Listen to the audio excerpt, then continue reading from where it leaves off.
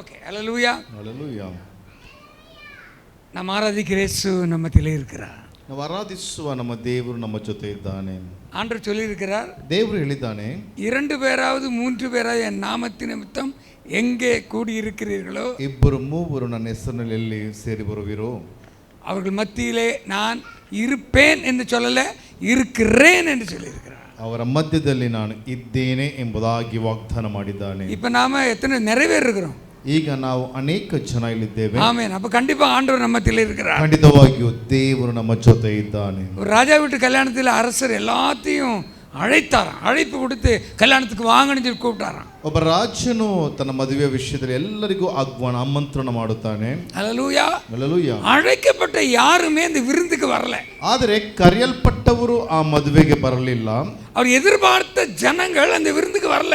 ಅವರು ನಿರೀಕ್ಷಿಸಿದಂತಹ ಜನ ಬರಲಿಲ್ಲ. ஆனால் விருந்து ஆயத்தமாக இருக்கிறது. ಆದರೆ ಔತಣ ಸಿದ್ಧವಾಗಿದೆ. ஆனால் அழைக்கப்பட்ட யாரும் வரல. ಆದರೆ ಕರೆಯಲ್ಪಟ್ಟವರು ಬರಲಿಲ್ಲ. அரசு அந்த ராஜா என்ன பண்ணாரா? ಅರಸನು ಏನು ಮಾಡಿದನು? அவர் சேவர்களெல்லாம் கூப்பிட்டு ಅವರು ಸೇವಕರನ್ನ ಕರೆದು, அந்த வழியில போங்க, ನೀವೆಲ್ಲ ದಾರಿಯಲ್ಲಿ ಹೋಗಿ அங்கே இருக்கிற உட்கார்ந்து இருக்கிற பிச்சை எடுக்கிற குண்டரு, அந்த கை கால் வராதவங்க, வழியில கண்ணு தெரியாம பிச்சை எடுத்து கொண்டிருக்கிற அத்தனை பேரையும் கூட்டிடுவான்னு சொன்னார். ಅಲ್ಲಿ ನಿಮಗೆ ಕಾಣುವಂತಹ ಎಲ್ಲ ವ್ಯಕ್ತಿಗಳನ್ನ ನೀವು ಕರೆದುಕೊಂಡು ಬನ್ನಿ ಎಂಬುದಾಗಿ ಅವರಿಗೆ எல்லாம் போய் அவங்களை எல்லாம் கூட்டிட்டு வந்தார். ಆತನು ಹೋಗಿ ಎಲ್ಲರನ್ನ ಕರೆತಂದನು. அந்த அரசன் சந்தோஷமாய் அந்த சாப்பாடை அவர்களுக்கு பகிர்ந்து கொடுத்தார். ಆ ರಾಜನು ತುಂಬಾ ಸಂತೋಷದಿಂದ ಆ ಔತಣವನ್ನು ಅವರಿಗೆ ಕೊಟ್ಟನು. ஒருவேளை நம்ம அழைக்கப்பட்டவங்க யாரும் வராம இருக்கலாம். ಒಂದು ವೇಳೆ ಕರೆಯಲ್ಪಟ್ಟವರು ಅನೇಕರು ಬರದೇ ಇರಬಹುದು. ஹல்லேலூயா. ಹಲ್ಲೆಲೂಯಾ. கர்த்தருடைய சித்தத்தின்படி இருக்கிறவர்கள் என்றைக்குமே இருக்கிறார்கள். ದೇವರ ಚಿತ್ತದ ಪ್ರಕಾರವಾಗಿ ಇರಬೇಕಾದವರನ್ನ ದೇವರು ಇರಿಸಿದ್ದಾನೆ. அதிகமாக உங்கள் மத்தியில் நான் பேச விரும்பல. ಅಧಿಕವಾಗಿ ನಾನು ಮಾತನಾಡಲಿಕ್ಕೆ ಹೋಗೋದಿಲ್ಲ. இன்னைக்கு என்னன்னு சொன்னா, நமக்கு தெரியும் இந்தியாவில் சுதந்திர நாள். ನಮಗೆಲ್ಲರಿಗೂ ಚೆನ್ನಾಗಿ ಗೊತ್ತು, ಇವತ್ತು ನಮಗೆ ಸ್ವಾತಂತ್ರ್ಯ ದಿನ. ஹல்லேலூயா. ಹಲ್ಲೆಲೂಯಾ. நம்முடைய தேசத்தில் எல்லாருக்கும் சுதந்திரம் கிடைத்த நாட்கள். ನಮ್ಮ ದೇಶಕ್ಕೆ, ಭಾರತ ದೇಶಕ್ಕೆ ಸ್ವಾತಂತ್ರ್ಯ ಸಿಕ್ಕಿದ ದಿನವಾಗಿದೆ. ரொம்ப சந்தோஷமான நாள் தான். ನಮಗೆಲ್ಲರಿಗೂ ತುಂಬಾ ಸಂತೋಷ. அடிமைத்தனத்திலிருந்து நம்முடைய இந்தியா தேசம் விடுதலையாக்கப்பட்டது. ಆ ದಾಸತ್ವದಿಂದ ನಮ್ಮ ಭಾರತ ದೇಶ ಒಂದು ವಿಮೋಚನೆಗೊಂಡಿದ್ದಾಗಿದೆ. ஆமென். ஹல்லேலூயா. ಹಲ್ಲೆಲೂಯಾ. நமக்கு அதில் விடுதலை கிடைச்ச உண்மைதான். ಅದರಲ್ಲಿ ನಮಗೆ ಬಿಡುಗಡೆ ಸಿಕ್ಕಿದ್ದು ಸತ್ಯ. வேதத்தின்படி நமக்கு எதிலிருந்து விடுதலையாக்கப்பட வேண்டும்? ಆದರೆ ಸತ್ಯವೇದದ ಮೂಲಕ ನಾವು ಯಾವುದರಿಂದ ಬಿಡುಗಡೆ ಹೊಂದಿಕೊಳ್ಳಬೇಕು? நம்முடைய சரீரத்திலே, ನಮ್ಮ ಶರೀರದಲ್ಲಿ பஞ்சேந்திரியங்கள் இருக்கிறது. ಪಂಚೇಂದ್ರಿಯಗಳು ಇವೆ. நமக்கு நல்லா தெரியும். ನಮಗೆ ಚೆನ್ನಾಗಿ ಗೊತ್ತು. நம்முடைய காது, ನಮ್ಮ ಕಿವಿ, நம்முடைய கண்கள், ನಮ್ಮ ಕಣ್ಣು, நம்முடைய மூக்கு, ನಮ್ಮ ಮೂಗು, நம்முடைய நாளிகை, ನಾಲಿಗೆ, நம்முடைய சரீரம். ನಮ್ಮ ಶರೀರ. இந்த பஞ்சேந்திரியங்கள் உள்ளவன் தான் மனுஷன். ಈ ಪಂಚೇಂದ್ರಿಯ ಒಳಗೊಂಡವನೇ ಮನುಷ್ಯನಾಗಿದ್ದಾನೆ. எனவே ಹಾಗಾಗಿ இந்த பஞ்சேந்திரியங்களில முக்கியமான ஒன்று இருக்கிறது. ಈ ಪಂಚೇಂದ್ರಿಯಗಳಲ್ಲೂ ಮುಖ್ಯವಾದದ್ದೊಂದಿದೆ. அது நம்முடைய நாவு. ಅದು ನಮ್ಮ ನಾಲಿಗೆ. இந்த நாவை குறித்து யாக்கோபு என்ற பக்தன் நிருபத்திலே அவர் இப்படியாக எழுதி வைத்திருக்கிறார். ಈ ನಾಲಿಗೆ ಕುರಿತಾಗಿ ಯಾಕೋಬನ ಪತ್ರಿಕೆಯಲ್ಲಿ ಇದನ್ನು ಬರೆಯುವಾಗ, இந்த நாக்குக்கு எலும்பு கிடையாது, ಈ ನಾಲಿಗೆಗೆ ಎಲುಬು ಇಲ್ಲ. அப்படியே பஞ்சேந்திரங்கள்ல ஒண்ணு தான் இந்த நாக்கு. ಈ ಪಂಚೇಂದ್ರಿಯಗಳಲ್ಲಿ ಒಂದು ನಾಲಿಗೆ. யாக்கோபு 3:5 ಯಾಕೋಬನ ಬರೆದ ಪತ್ರಿಕೆ 3ನೇ ಅಧ್ಯಾಯ, அப்படியே நாவானது சிறிய அவயவமாய் இருந்தாலும் ಆ ನಾಲಿಗೆಯು ಚಿಕ್ಕ ಒಂದು ಅಂಗವಾಗಿದ್ದರು பெரிய காட்டை தீ கொளுத்து விடும் என்று எழுதுகிறார். ದೊಡ್ಡ ತೋಟಕ್ಕೆ ಅದು ಬೆಂಕಿ ಹಚ್ಚುತ್ತದೆ ಎಂಬುದಾಗಿ ಹೇಳಲ್ಪಡುತ್ತದೆ. இந்த நாக்கை நாம் பார்த்தவன கண்டுபிடிக்க முடியாது. ಈ ನಾಲಿಗೆ ನಾವು ನೋಡಿದ ತಕ್ಷಣ ಕಂಡುಹಿಡಿಯೋದಕ್ಕೆ ಸಾಧ್ಯವಿಲ್ಲ. என்னுடைய நாக்கை பார்க்க முடியுது உங்களால? ನನ್ನ ನಾಲಿಗೆ ನೀವು ನೋಡ್ತಾ ಇದ್ದೀರಾ? கண்ணு தெரியுது, மூக்கு தெரியுது, எல்லாமே தெரியுது. ನನ್ನ ಕಣ್ಣು, ಮೂಗು ಎಲ್ಲ ನೀವು ನೋಡ್ತಾ ಇದ್ದೀರಾ? நாளிகை யாருமே பார்க்க ಆದ್ರೆ முடியாது. ನನ್ನ ನಾಲಿಗೆ ನೀವು ಯಾರು ನೋಡ್ಲಿಕ್ಕೆ ಆಗೋದಿಲ್ಲ. ஹல்லேலூயா. ಹಲ್ಲೆಲೂಯಾ. ஒருவேளை என் நாக்கு வெளியே நீட்டிக்கிட்டே நான் நடந்தா நீங்க என்ன சொல்லுவீங்க என்ன பற்றி? ಒಂದು ವೇಳೆ ನನ್ನ ನಾಲಿಗೆ ನಾನು ಹೊರ ಹಾಕೊಂಡು ನಡೆದ್ರೆ ನೀವೇನ್ ಹೇಳ್ತೀರಾ ನನ್ನ ಕುರಿತು? ஹல்லேலூயா. ಹಲ್ಲೆಲೂಯಾ. இந்த ஆளுக்கு என்னாச்சுன்னு கேப்பீங்க. ಈ ವ್ಯಕ್ತಿಗೆ ಏನಾಯ್ತು? ஆனால் ಆದ್ರೆ இது மறைந்திருந்தாலும், ಇದು ಮರೆಯಾಗಿದ್ದರು, அது திடீரென்று ವೈಲೆಂಟಾಗಿ ಮಾறும். ಅದು ತಕ್ಷಣ ಒಂದು ವ್ಯತ್ಯಾಸದ ಒಂದು ರೂಪವನ್ನು ಪಡೆದುಕೊಳ್ಳುತ್ತೆ. அந்த நாவு ವೈಲೆಂಟ್ ஆனால், ಈ ನಾಲಿಗೆ ಹೊರಗೆ ಎಚ್ಚರವಾಗಿ ಬಂದರೆ சிலர் சைலண்ட் ஆவாங்க, ಅನೇಕರು ಆ ವಿಷಯದಲ್ಲಿ ಸೈಲೆಂಟ್ ಆಗ್ತಾರೆ.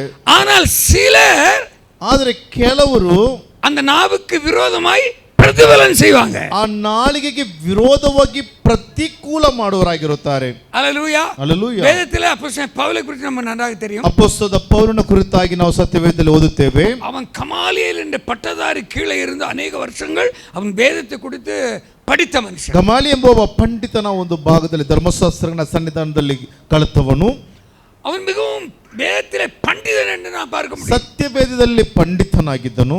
அவன் சொல்றாரு, ಆತನು ಹೇಳುತ್ತಾನೆ கொலோசையர் 4:6 ಕೊಲೊಸ್ಸೆ 4:6 உங்கள் வசனம் கிருபை பொருந்தினதாகவும் ನಿಮ್ಮ ವಾಕ್ಯಗಳು ಕೃಪೆ ಉಳ್ಳದ್ದಾಗಿಯೂ அது உப்பால் சாரமேற்றதாய் இருக்க வேண்டும். ಅದು ಉಪ್ಪಾಗಿ ಸಾರಾಂಶ ಹೊಂದಿದ್ದಾಗಿರಬೇಕು. பவுல் சொல்றது உங்களுடைய வாக்கு, உங்களுடைய வார்த்தை அது எப்படி இருக்க வேண்டும்? உப்பால் சாரமேற்றதா இருக்க வேண்டும். ಪೌಲನು ಹೇಳುತ್ತಾನೆ ನಿಮ್ಮ ಮಾತು ನಿಮ್ಮ ವಾಕ್ಯ ಅದು ಉಪ್ಪಾಗಿ ಸಾರವುಳ್ಳದ್ದಾಗಿರಬೇಕು. உங்க வாக்கு அது கிருபை பொருந்தியதா இருக்க வேண்டும். ಅದು ಕೃಪೆಯನ್ನ ಹೊಂದಿದ್ದಾಗಿರಬೇಕು ನಿಮ್ಮ ಮಾತುಗಳು. ஹல்லேலூயா. ಹಲ್ಲೆಲೂಯಾ. ಅರ್ಥ என்ன? உங்க வாக்கை நீங்கள் பாதுகாத்துக் கொள்ள வேண்டும். ಹಾಗಾದ್ರೆ ನಮ್ಮ ಮಾತುಗಳನ್ನ ನಾವು ಸಂರಕ್ಷಿಸಿಕೊಳ್ಳಬೇಕು.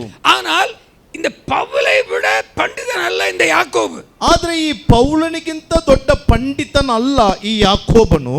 ஆனால் இந்த யாக்கோபு எதை குறித்து சொல்லுகிறான்? ಆದ್ರೆ ಯಾಕೋಬನು ಯಾವುದರ ಕುರಿತಾಗಿ ಹೇಳುತ್ತಾನೆ? படித்த பண்டிதன் வாக்கை குறித்து சொல்லும்போது, ಒಳ್ಳೆ ಪಂಡಿತನು ಮಾತಿನ ಕುರಿತಾಗಿ ವಾಕ್ಯದ ಕುರಿತಾಗಿ ಹೇಳುವಾಗ இந்த யாக்கோபு ನಾಕೈ குறித்து பேசுகிறான். ಈ ಯಾಕೋಬನು ನಾಲಿಗೆಯ ಕುರಿತಾಗಿ ಇಲ್ಲಿ ಮಾತನಾಡುತ್ತಿದ್ದಾನೆ. உங்க வாக்கை காத்துக்கொள்ளுங்கள் என்று சொல்லல, ನಿಮ್ಮ ಮಾತನ್ನ ಸಂರಕ್ಷಿಸಿಕೊಳ್ಳಿ ಎಂಬುದಾಗಿ ಅಲ್ಲ, உங்க நாக்கை பாதுகாத்துக் கொள்ளுங்கள். ನಿನ್ನ ನಾಲಿಗೆಯನ್ನು ನೀನು ಕಾದುಕೊಳ್ಳಬೇಕು. பவுல் உங்களுடைய வார்த்தைகளை சரி செய்யுங்கள் என்று சொல்கிறான். ಪೌಲನು ನಿಮ್ಮ ಮಾತುಗಳನ್ನ ಸರಿಪಡಿಸಿರಿ ಎಂಬುದಾಗಿ ಹೇಳುತ್ತಾನೆ. யாக்கோபு உங்க நாக்கை சரிப்படுத்துங்கள் என்று சொல்கிறான். ಆದರೆ ಯಾಕೋಬನು ನಿಮ್ಮ ನಾಲಿಗೆಗಳನ್ನ ಸರಿಪಡಿಸಿರಿ நம்முடைய ಎನ್ನುತ್ತಾನೆ. நாக்கு சரியானால் ನಮ್ಮ ನಾಲಿಗೆ ಸರಿಯಾದರೆ நம்முடைய வாக்கு சரியாகும். ನಮ್ಮ ಮಾತು ಸರಿಯಾಗುತ್ತದೆ. எத்தனை பேர் நம்புறீங்க? ಎಷ್ಟು ನಂಬುತ್ತೀರಾ? நம்முடைய நாக்கு சரியானால் ನಮ್ಮ ನಾಲಿಗೆ ಸರಿಯಾದರೆ நம்முடைய வாக்குகள் சரியாகும். ನಮ್ಮ ಮಾತುಗಳು ಸರಿಯಾಗುತ್ತವೆ. தேவனுடைய பிள்ளைகளுடைய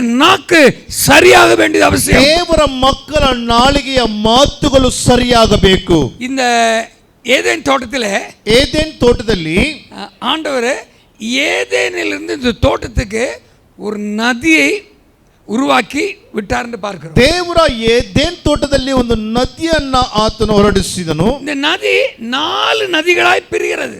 ಈ ನದಿ 4 ಭಾಗಗಳಾಗಿ ವಿಂಗಡಗಳಾಗಿ ಅದು ವಿಂಗಡಿಸಲ್ಪಡುತ್ತವೆ. முதல் நதியோட பேர் தமிழ்ல பைசோன் என்று எழுதப்பட்டிருக்கு. ಮೊದಲನೆಯ ಆ ನದಿಯ ಹೆಸರು ಫೈಝೋನ್ ಎಂಬುದಾಗಿ ಬರೆಯಲ್ಪಟ್ಟಿದೆ. கன்னடத்துல பீசோன் என்று எழுதப்பட்டிருக்கு நினைக்கிறேன். ಕನ್ನಡದಲ್ಲಿ ಪಿಝೋನ್ ಎಂಬುದಾಗಿ ಬರೆಯಲ್ಪಟ್ಟಿದೆ. இங்கிலீஷிலும் பீசோன் என்று எழுதப்பட்டிருக்கிறது. ಇಂಗ್ಲಿಷ್ ನಲ್ಲೂ ಸಹ ಹಾಗೆ ಇದೆ. அப்படி என்று சொன்னால் ಹಾಗೆ ಎನ್ನುವುದಾದರೆ இந்த பீசோன் நதி அது அங்கிருந்து புறப்பட்டு தோட்டத்துக்கு வருகிறது. ಈ ಪಿಝೋನ್ ನದಿ ಅಲ್ಲಿಂದ ಹೊರಟು ತೋಟಕ್ಕೆ ಬರುತ್ತದೆ. இன்னும் 3 நதிகள் புறப்பட்டு வருகிறது. ಇನ್ನು 3 ನದಿಗಳು ಸಹ ಬರ್ತಾ ಇದೆ. மொத்தம் 4 நதிகள் புறப்பட்டு வந்துச்சு. ಪೂರ್ಣವಾಗಿ 4 ನದಿಗಳು ಅಲ್ಲಿ ಇವೆ ಶಾಖೆಗಳಾಗಿ. நான் இந்த நதியை குறித்து ஒரு சில வார்த்தைகளை மட்டும் சொல்றேன். ನಾನು ಈ ಪಿಝೋನ್ ನದಿಯ ಕುರಿತ ಕೆಲವು ಮಾತು ಹೇಳುತ್ತೇನೆ. பாக்கியுள்ள நதிகளை குறித்து இப்ப டைம் இல்லை எனக்கு. ನನಗೆ ಮುಖ್ಯದರ ಕುರಿತಾಗಿ ಸಮಯವಿಲ್ಲ. எபிரேய பாஷையில பீசோன் என்று சொன்னால் ಇಬ್ರಿಯ ಭಾಷೆಯಲ್ಲಿ ಪಿಝೋನ್ ಎಂದು ಹೇಳುವುದಾದ್ರೆ முதல்ல அந்த வார்த்தையை 2 பாகமா பிரிக்கணும். ಮೊದಲನೇದಾಗಿ ಆ ಭಾಗವನ್ನು 2 ಭಾಗವಾಗಿ ವಿಂಗಡಿಸಬೇಕು. பி பிளஸ் ஷோன். ಪಿ ಪ್ಲಸ್ ಶೋನ್. பி என்றால் என்ன, ஷோன் என்றால் என்ன? ಪಿ ಅಂದ್ರೆ ಏನು, ಶೋನ್ ಅಂದ್ರೆ ಏನು? பி என்று சொன்னால் ಪಿ ಎಂದು ಹೇಳುವುದಾದ್ರೆ மூல பாஷையில ಮೂಲ ಭಾಷೆಯಲ್ಲಿ வாய் என்று அர்த்தமா. ಬಾಯಿ ಎಂಬ ಅರ್ಥ. பீன்னு சொன்னா என்ன அர்த்தமா? ಪಿ ಅಂದ್ರೆ ಏನು, ಇಬ್ರಿಯ ಭಾಷೆಯಲ್ಲಿ வாய். ಬಾಯಿ. ஓகே. ஷோன் என்று சொன்னால் ಶೋನ್ ಎಂದು ಹೇಳುವುದಾದ್ರೆ இப்ரேய பாஷையில ಇಬ್ರಿಯ ಭಾಷೆಯಲ್ಲಿ எல் ஷடாய் தேவன். ಎಲ್ ಶಡಾಯಿಯ ಯೆಹೋವನು ಎಂಬುದಾಗಿ. எவ்வளவு ஆழமான அர்த்தங்கள் இருக்கு. ಎಷ್ಟು ಆಳವಾದಂತಹ ಅರ್ಥವಾಗಿದೆ. ஒவ்வொரு வார்த்தையும் விலையேறப்பட்டது. ಒಂದೊಂದು ಮಾತುಗಳು ಬೆಲೆ ಬಾಳುವಂತದ್ದು. தேவனுடைய பைபிளை வாசி. நீங்க என்ன கவனிங்க, ನೀವು ನಮ್ಮನ್ನ ಗಮನಿಸಿ. நீங்க அங்க பாத்தீங்க பிள்ளைங்க அல்லாட்டு பரவாயில்ல, அங்க பாத்தீங்க ಮಕ್ಕಳು ಅಲ್ಲಿ ಪರವಾಗಿಲ್ಲ, ಜಾಲಿಯಾಗಿರ್ಲಿ. பேசுகிறதுல முக்கியமான விஷயம் நான் பேசிட்டு இருக்கிறேன். ತುಂಬಾ ಮುಖ್ಯವಾದ ವಿಷಯ ನಿಮಗೆ ಹೇಳ್ಕೊಡ್ತಾ ಇದ್ದೇನೆ. ಶ್ರದ್ಧೆ அங்கங்க போச்சுன்னு வைங்க, ನಿಮ್ಮ ಶ್ರದ್ಧೆ ಆ ಕಡೆ ಈ ಕಡೆ ಹೋದ್ರೆ உங்களுக்கு வந்து சேராது. ನಿಮ್ಗೆ ಅದು ಅರ್ಥ ಆಗೋದಿಲ್ಲ. ಪೀನ್ சொன்ன ಅರ್ಥ என்ன? ಪಿ ಅಂದ್ರೆ ಏನು? Very good. ಶೋನ್ என்ன அர்த்தம்? ಶೋನ್ ಅಂದ್ರೆ எல் ஷடாய் தேவன். ಎಲ್ ಶಡಾಯಿ ದೇವರು. அப்படின்னா அர்த்தம் என்னென்றால், ಹಾಗಾದ್ರೆ ಅರ್ಥವೇನು? நீ உன் வாயினால் எல் ஷடாய் தேவனை அறிக்கையிட வேண்டும் என்று ನಿನ್ನ அர்த்தம். ಬಾಯಿಂದ ಎಲ್ ಶಡಾಯಿ ದೇವರನ್ನ ಅರಿಕೆ ಮಾಡು. ஹalleluya. ஹalleluya. நீங்களும் நானும் இன்றைய காலங்களிலே செய்ய வேண்டிய முக்கியமான வேலை என்னவென்றால், ಇವತ್ತು ನೀವು ನಾವು ಈ ಕಾಲದಲ್ಲಿ ಮಾಡಬೇಕಾದ ಮುಖ್ಯವಾದ ವಿಷಯ, இந்த சிட்டிக்குள்ள அருமையான தேவாலயத்தை ஆண்டு கட்டி ಈ கொடுத்திருக்கிறார். ಸಿಟಿಯಲ್ಲಿ ಒಂದು ಸುಂದರವಾದ ದೇವಾಲಯವನ್ನ ದೇವರು ನಮಗೆ ಕೊಟ್ಟಿದ್ದಾನೆ. இப்படிப்பட்ட சௌகரியம் உள்ள சர்ச்சுக்கு வெளியே நிறைய இல்ல. ಇಷ್ಟಂತಹ ಸೌಕರ್ಯ ಇರುವಂತಹ ಚರ್ಚ್ಗಳು ಅನೇಕವಿಲ್ಲ. ಟೆಂಟ್ போட்டு கூடாரம் போட்டு ஆராதித்து ಅನೇಕರು கொண்டிருக்கிறார்கள். ಟೆಂಟ್ ಡಾರ್ಗಳಲ್ಲಿ ಆರಾಧಿಸುವುದನ್ನು ಕಾಡುತ್ತಿದ್ದೇವೆ. இப்படிப்பட்ட ஒரு தேவாலயத்தை தேவன் கட்டி கொடுத்தார். ಇಷ್ಟು ಒಳ್ಳೆ ಸುಂದರ ದೇವಾಲಯವನ್ನು ದೇವರು ನಮಗೆ ಕೊಟ್ಟಿರುವಾಗ அந்த பிளானே வேறையா இருக்கும். ಆತನ ಯೋಜನೆ ಅದು ಬೇರೆಯಾಗಿದೆ. அப்படி என்று சொன்னால், ಹಾಗೇನು ದೇವರೇ, எல் ஷடாய் தெய்வத்தை உங்கள் வாயினால் நீங்கள் அறிக்கை செய்ய தயாரானால், ಎಲ್ ಶಡಾಯಿ ದೇವರನ್ನ ನಿಮ್ಮ ಬಾಯಿಂದ ನೀವು ಅರಿಕೆ ಮಾಡೋದಕ್ಕೆ ಸಿದ್ಧರಾದರೆ முதல் ஸ்டெப் என்ன கிடைக்கும் தெரியுமா? ಮೊದಲನೆಯ ಹೆಜ್ಜೆ ಏನು ಸಿಗುತ್ತೆ ಗೊತ್ತಾ? ரட்சிப்பு உண்டாகும், ರಕ್ಷಣೆ ಉಂಟಾಗುತ್ತದೆ. salvation உண்டாகும். ಒಂದು ಸಾಲ್ವೇಷನ್, ರಕ್ಷಣೆ ಉಂಟಾಗುತ್ತವೆ. ரோமர் 9 அதிகாரத்திலே ರೋಮ್ ಬರೆದ ಪತ್ರಿಕೆ 9ನೇ ಅಧ್ಯಾಯ 10 அதிகாரம் 9 10 10ನೇ ಅಧ್ಯಾಯ 9 ಮತ್ತು 10ನೇ ವಾಕ್ಯ. நீ சொல்லப்பட்ட கர்த்தராகிய இயேசுவை நீ உன் வாயினால் அறிக்கையிட்டு, கர்த்தராகிய இயேசுவின் வாயினால் அறிக்கையிட்டு உன் இருதயத்தில் விசுவாசித்தாய் ரட்சிப்பு உண்டாகும் என்று எழுதப்பட்டிருக்கு. ಆಮೆನ್. ಹಲ್ಲೆಲೂಯಾ. ஹல்லேலூயா. இயேசுவை வாயினால் அறிக்கை பண்ண என்ன கிடைக்குமா? ಯೇಸುವನ್ನ ತಮ್ಮ ಸ್ವಂತ ಬಾಯಿಂದ ಅರಿಕೆ ಮಾಡಿದೆ. ನೀನು ಯೇಸುವನ್ನೇ ಕರ್ತನೆಂದು ಬಾಯಿಂದ ಅರಿಕೆ ಮಾಡಿಕೊಂಡು ದೇವರು ಆತನನ್ನು ಸತ್ತವರೊಳಗಿಂದ ಎಬ್ಬಿಸಿದನೆಂದು ಹೃದಯದಿಂದ ನಂಬಿದರೆ ನಿನಗೆ ರಕ್ಷಣೆಯಾಗುವುದು ಎಂಬುದೇ. ஆமென். வாயினால் அறிக்கை பண்ண என்ன கிடைக்குமா? ನಮ್ಮ ಬಾಯಿಂದ ನಾವು ಅರಿಕೆ ಮಾಡುವಾಗ ಏನು ಸಿಕ್ಕುತ್ತದೆ? ರಕ್ಷಣೆ ಉಂಟಾಗುತ್ತವೆ. தேவனுடைய பிள்ளைகள் என்ன செய்யணும்? ಹಾಗಾದ್ರೆ ದೇವರ ಮಕ್ಕಳು ಏನು ಮಾಡಬೇಕು? தேவனுக்கு ಸ್ತುತಿ ಸ್ತೋತ್ರங்களை ஏறெடுத்துக்கொண்டே இருக்க வேண்டும். ದೇವರಿಗೆ ಸ್ತುತಿ ಸ್ತೋತ್ರಗಳನ್ನು ನಾವು ಅರ್ಪಿಸುವರಾಗಿರಬೇಕು. தேவனுக்கு செலுத்த வேண்டியவைகளை நீங்கள் செலுத்த ஆரம்பித்தால், ದೇವರಿಗೆ ಸಲ್ಲಿಸಬೇಕಾದ ನೀವು ಸಲ್ಲಿಸುವುದಕ್ಕೆ ಪ್ರಾರಂಭಿಸಿದರೆ ரட்சிப்பு உண்டாகும். தேவனுடைய வேலை ನಿಮಗೆ ರಕ್ಷಣೆ ಉಂಟು ಮಾಡುವುದು ದೇವರ ಕಾರ್ಯ. ரட்சிக்கப்படுகிற ஜனங்களை கொண்டு வருவது தேவனுடைய வேலை. ಜನರನ್ನ ಕರೆತರುವುದು ಯೆಹೋವನ ಕೈಯಲ್ಲಿದೆ. நாம் செய்ய வேண்டிய வேலையை நாம் செய்தால், ನಾವು ಮಾಡಬೇಕಾದ ಕೆಲಸವನ್ನ ನಾವು ಮಾಡಿದರೆ, தேவன் செய்ய வேண்டிய காரியத்தை தேவன் செய்வார். ದೇವರು ಮಾಡಬೇಕಾದ ಕೆಲಸವನ್ನ ಆತನು ನೆರವೇರಿಸುತ್ತಾನೆ. ஆழத்திலே வலை போடுவது நம்முடைய வேலை. ಆಳದಲ್ಲಿ ಬಲೆ ಬೀಸುವುದು ನಮ್ಮ ಕೆಲಸ. வலையை மீனினால் நிரப்புவது தெய்வத்தினுடைய வேலை. ಬಲೆಯಲ್ಲಿ ಮೀನುಗಳನ್ನ ತುಂಬಿಸುವುದು ದೇವರ ಕೆಲಸ. கானா ஒரு கல்யாண வீட்டிலே கற்சாடிகளே நீர் ತುಂಬಿಸುವುದು நம்முடைய வேலை. ಕಾನಾನ್ ಮದುವೆಯ ಮನೆಗಳಲ್ಲಿ ಎಲ್ಲ ಕೊಡಗಳಲ್ಲಿ ತುಂಬಿಸುವ ನೀರು ನಮ್ಮ ಕೆಲಸ. ದ್ರಾಕ್ಷಾರಸಮಾಗಿ ಮಾற்றுவது ಯೇಸುವಿನ வேலை. ನೀರನ್ನ ದ್ರಾಕ್ಷಾರಸವನ್ನಾಗಿ ಮಾಡುವುದು ಅದು ಯೆಹೋವನಾಗಿದ್ದಾನೆ. நிறைய சொல்லிட்டு போக முடியும். ಈಗ ಅನೇಕ ನಾವು ಹೇಳಬಹುದು. நாம் செய்ய வேண்டிய வேலையை நாம் செய்தால், ನಾವು ಮಾಡಬೇಕಾದ ಕೆಲಸವನ್ನ ನಾವು ಮಾಡಬೇಕು. தேவன் செய்ய வேண்டிய காரியங்களை செய்வார். ದೇವರು ಮಾಡಬೇಕಾದನ್ನ ದೇವರು ಮಾಡುವವನಾಗಿರುತ್ತಾನೆ. நாம் தேவனுக்கு கொடுக்க வேண்டியது துதி ஸ்தோத்திரம் இவைகளை நாம் செலுத்தி ஆக வேண்டும். ಹಾಗಾದ್ರೆ ನಾವು ದೇವರಿಗೆ ಕೊಡಬೇಕಾದ ಸ್ತುತಿ ಸ್ತೋತ್ರಗಳನ್ನ ಆತನಿಗೆ ಸಲ್ಲಿಸಬೇಕಾಗಿದೆ. முதல்ல எல் ஷடாய் தெய்வத்தை வாயினால் அறிக்கை செய்தால் ரட்சிப்பு உண்டாகும். ಹಾಗಾಗಿ ಮೊದಲನೇದಾಗಿ ಎಲ್ ಶಡಾಯಿ ದೇವರನ್ನ ಬಾಯಿಂದ ಅರಿಕೆ ಮಾಡಿದನು, ಅವನಿಗೆ ರಕ್ಷಣೆ ಉಂಟಾಯಿತು. இந்த பீசோன் நதி எங்க எல்லாம் புறப்பட்டு போகுதோ, ಈ ಪಿಶೋನ್ ನದಿ ಎಲ್ಲಿಗೆಲ್ಲ ಹರಡುತ್ತದೆಯೋ, அதாவது எல் ஷடாய் தெய்வத்தை ஆராதிக்க ஆராதிக்க ಎಲ್ ಶಡಾಯಿ ದೇವರನ್ನ ಆರಾಧಿಸುತ್ತಾ ಆರಾಧಿಸುತ್ತಾ பரிசுத்த ஆவி என்ற நதி எங்கெல்லாம் புறப்பட்டு போகிறது, ಈ ಪರಿಶುದ್ಧಾತ್ಮನ ನದಿ ಎಲ್ಲೆಲ್ಲ ಹರಡುತ್ತದೆಯೋ அங்க எல்லாம் பங்காரம் முளைக்கும் எழுதப்பட்டிருக்கு. ಅಲ್ಲೆಲ್ಲ ಬಂಗಾರಗಳು ಸಿಕ್ಕುತ್ತವೆ ಎಂಬುದಾಗಿ ಬರೆಯಲ್ಪಟ್ಟಿದೆ. பொன் விளையுமாங்க. ಬಂಗಾರಗಳು ಉಂಟಾಗುವುದೆಂಬುದಾಗಿ ವಾಕ್ಯದಲ್ಲಿದೆ. ஹல்லேலூயா. ಹಲ್ಲೆಲೂಯಾ. நீங்களும் நானும் எல் ஷடாய் தெய்வத்தை வாயினால் அறிக்கை செய்ய ನೀವು ನಾವು ಎಲ್ ಶಡಾಯಿ ದೇವರನ್ನ ಬಾಯಿಂದ ಅರಿಕೆ ಮಾಡುತ್ತಿರುವಾಗ ரட்சிப்பு உண்டாகும். ನಿಮ್ಮ ಮೂಲಕ ರಕ್ಷಣೆಗಳು ಉಂಟಾಗುತ್ತವೆ. பங்கார முளைக்கும். ಬಂಗಾರಗಳು ಉಂಟಾಗುತ್ತವೆ. நதி எங்கெல்லாம் ஓடுதோ, ನದಿ ಎಲ್ಲೆಲ್ಲ ಹರಡುತ್ತದೆಯೋ அங்கெல்லாம் பங்காரம் வருமா. ಅಲ್ಲೆಲ್ಲ ಬಂಗಾರಗಳು ಹರಡುತ್ತವೆ. ஆவிலா தேசத்துக்குள்ள பிரவேசித்தார். ಆತ್ಮದಿಂದ ನದಿಗಳಿಂದ ಮೂಲಕ ದೇಶದಲ್ಲಿ ತುಂಬಲ್ಪಡುವಾಗ தேசத்தில் வெறும் பங்காரம் உண்டாச்சு. ಆ ದೇಶದಲ್ಲಿ ಸಂಪೂರ್ಣವಾಗಿ ಬಂಗಾರದಿಂದ ತುಂಬಿತು. இந்த நதி புறப்படும் போது ಈ ನದಿಯಿಂದ ಹೊರಡುವಾಗ ஆவிலா தேசமே இல்ல. ஆவிலா தேச.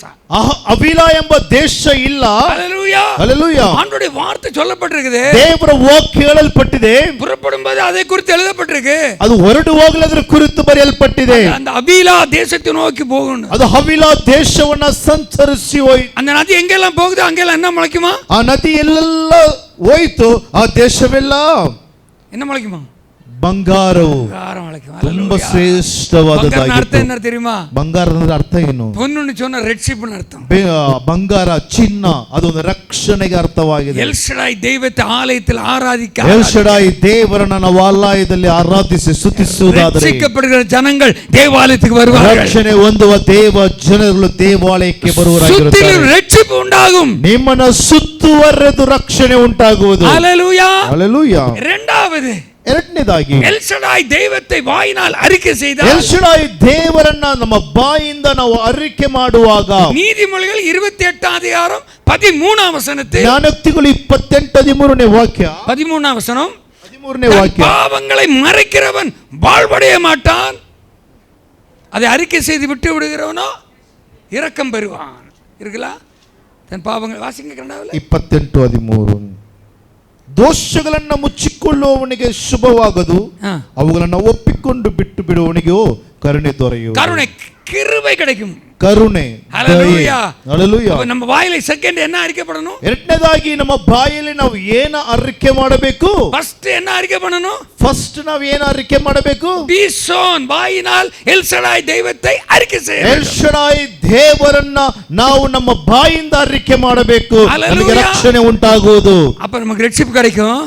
ಆಗ ರಕ್ಷಣೆ. இரண்டாவது, நம்முடைய பாவங்களை நாம் அறிக்கை செய்ய வேண்டும் என்று எழுதப்பட்டிருக்கு. ಎರಡನೇದಾಗಿ ನಮ್ಮ ದೋಷಗಳನ್ನ, ಪಾಪಗಳನ್ನ ನಾವು ಅರಿಕೆ ಮಾಡಬೇಕು. ನಮ್ಮ ಜೀವಿತದಲ್ಲಿ எவ்வளவு பாவங்கள் இருக்குல்ல? ನಮ್ಮ ಜೀವಿತದಲ್ಲಿ ಅನೇಕ ಪಾಪಗಳು, ದೋಷಗಳು ನಮ್ಮನ್ನು ತುಂಬಿವೆ. பாவம் செய்யக்கூடாதுன்னு நினைக்கிறோம், ಪಾಪ ಮಾಡಬಾರದೆಂದು ನಾವು ನೆನೆಸುತ್ತೇವೆ, செய்திடுறோம், ಆದರೂ ಪಾಪ ಮಾಡುತ್ತೇವೆ. அதை நாம் அறிக்கை பண்ண வேண்டும் என்று வேதம் சொல்லுது. ಅದನ್ನ ನಾವು ಅರಿಕೆ ಮಾಡಬೇಕೆಂದು ವಾಕ್ಯ ಹೇಳುತ್ತದೆ. அறிக்கை செய்யும்போது என்ன கிடைக்குமா?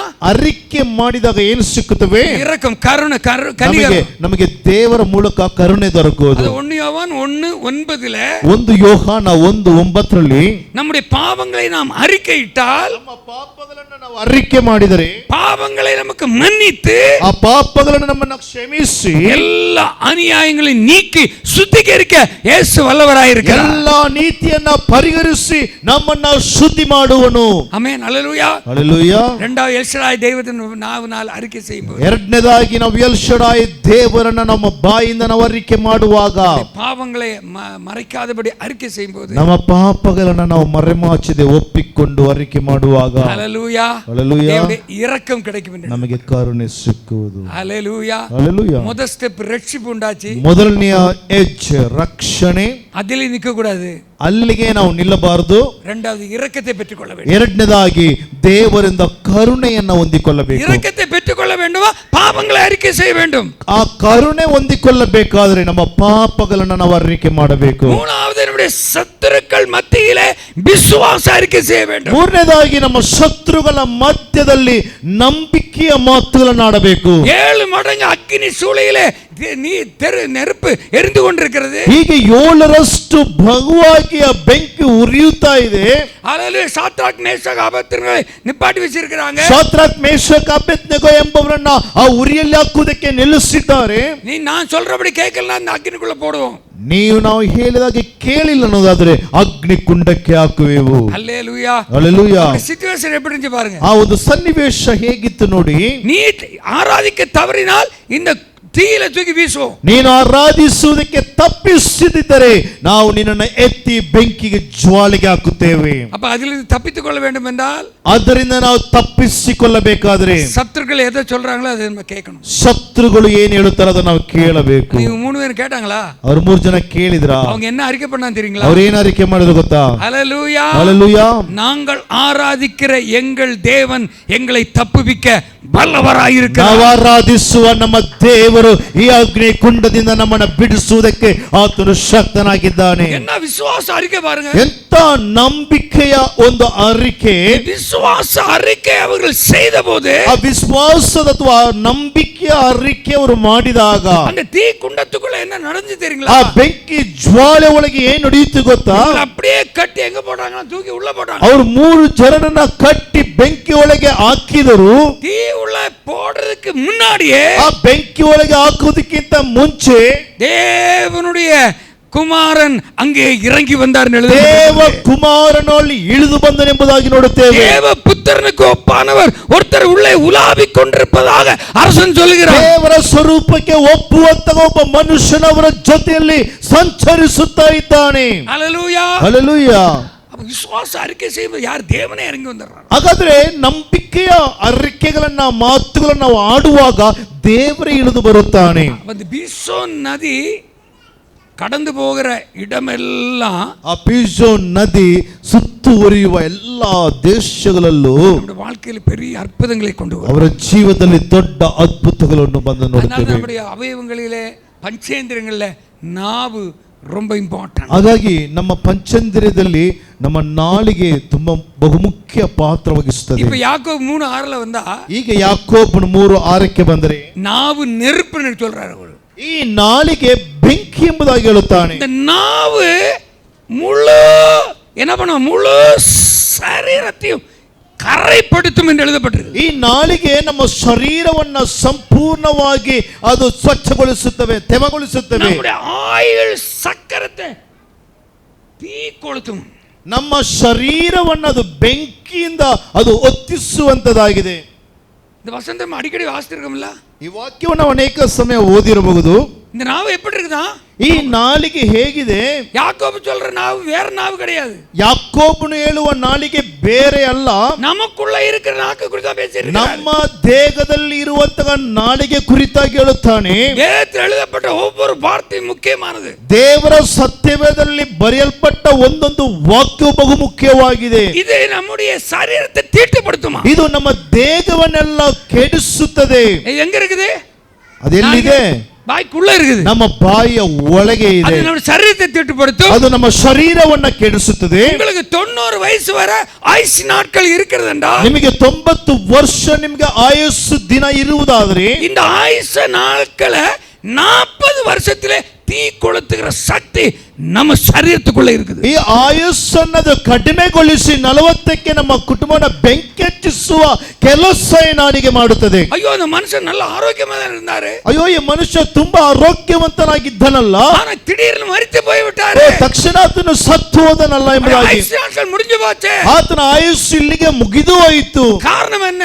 ಕಾರಣವೇನು? ನಮ್ಮ ಶರೀರத்திலே ನಮ್ಮ ஆயுஷ் ಶರೀರದಲ್ಲಿ நாட்களை தீ ಕೊಡುತ್ತಿಗಿற ஒரு ಅಶುದ್ಧமான ஒன்று உள்ள இருக்குது. ನಮ್ಮ ಜೀವಿತವನ್ನ ನರಕವೇತನೆಗೊಳಿಸುವ ಬೆಂಕಿಯಿಂದ ಕೆಡಿಸುವಂತ ಒಂದು ನಾಲಿಗೆ ನಮ್ಮೊಳಗೆ ಇದೆ.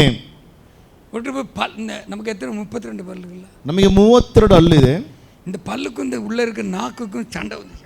ಒಂದು ಸಲ ಆ ಹಲ್ಲುಗೂ ನಾಲಿಗೆಗೂ ಒಂದು ಜಗಳ ಉಂಟಾಯಿತು. இந்த பல்லு 32 பல்லு சொல்லிச்சான், ಈ 32 ಹಲ್ಲು ಹೇಳ್ತು, ನಾಲ್ಕು ಗಿಡ ಒಳಗ ಮರ್ಯಾದಕ್ಕೆ ಸೈಲೆಂಟ್ ಆಗಿರು.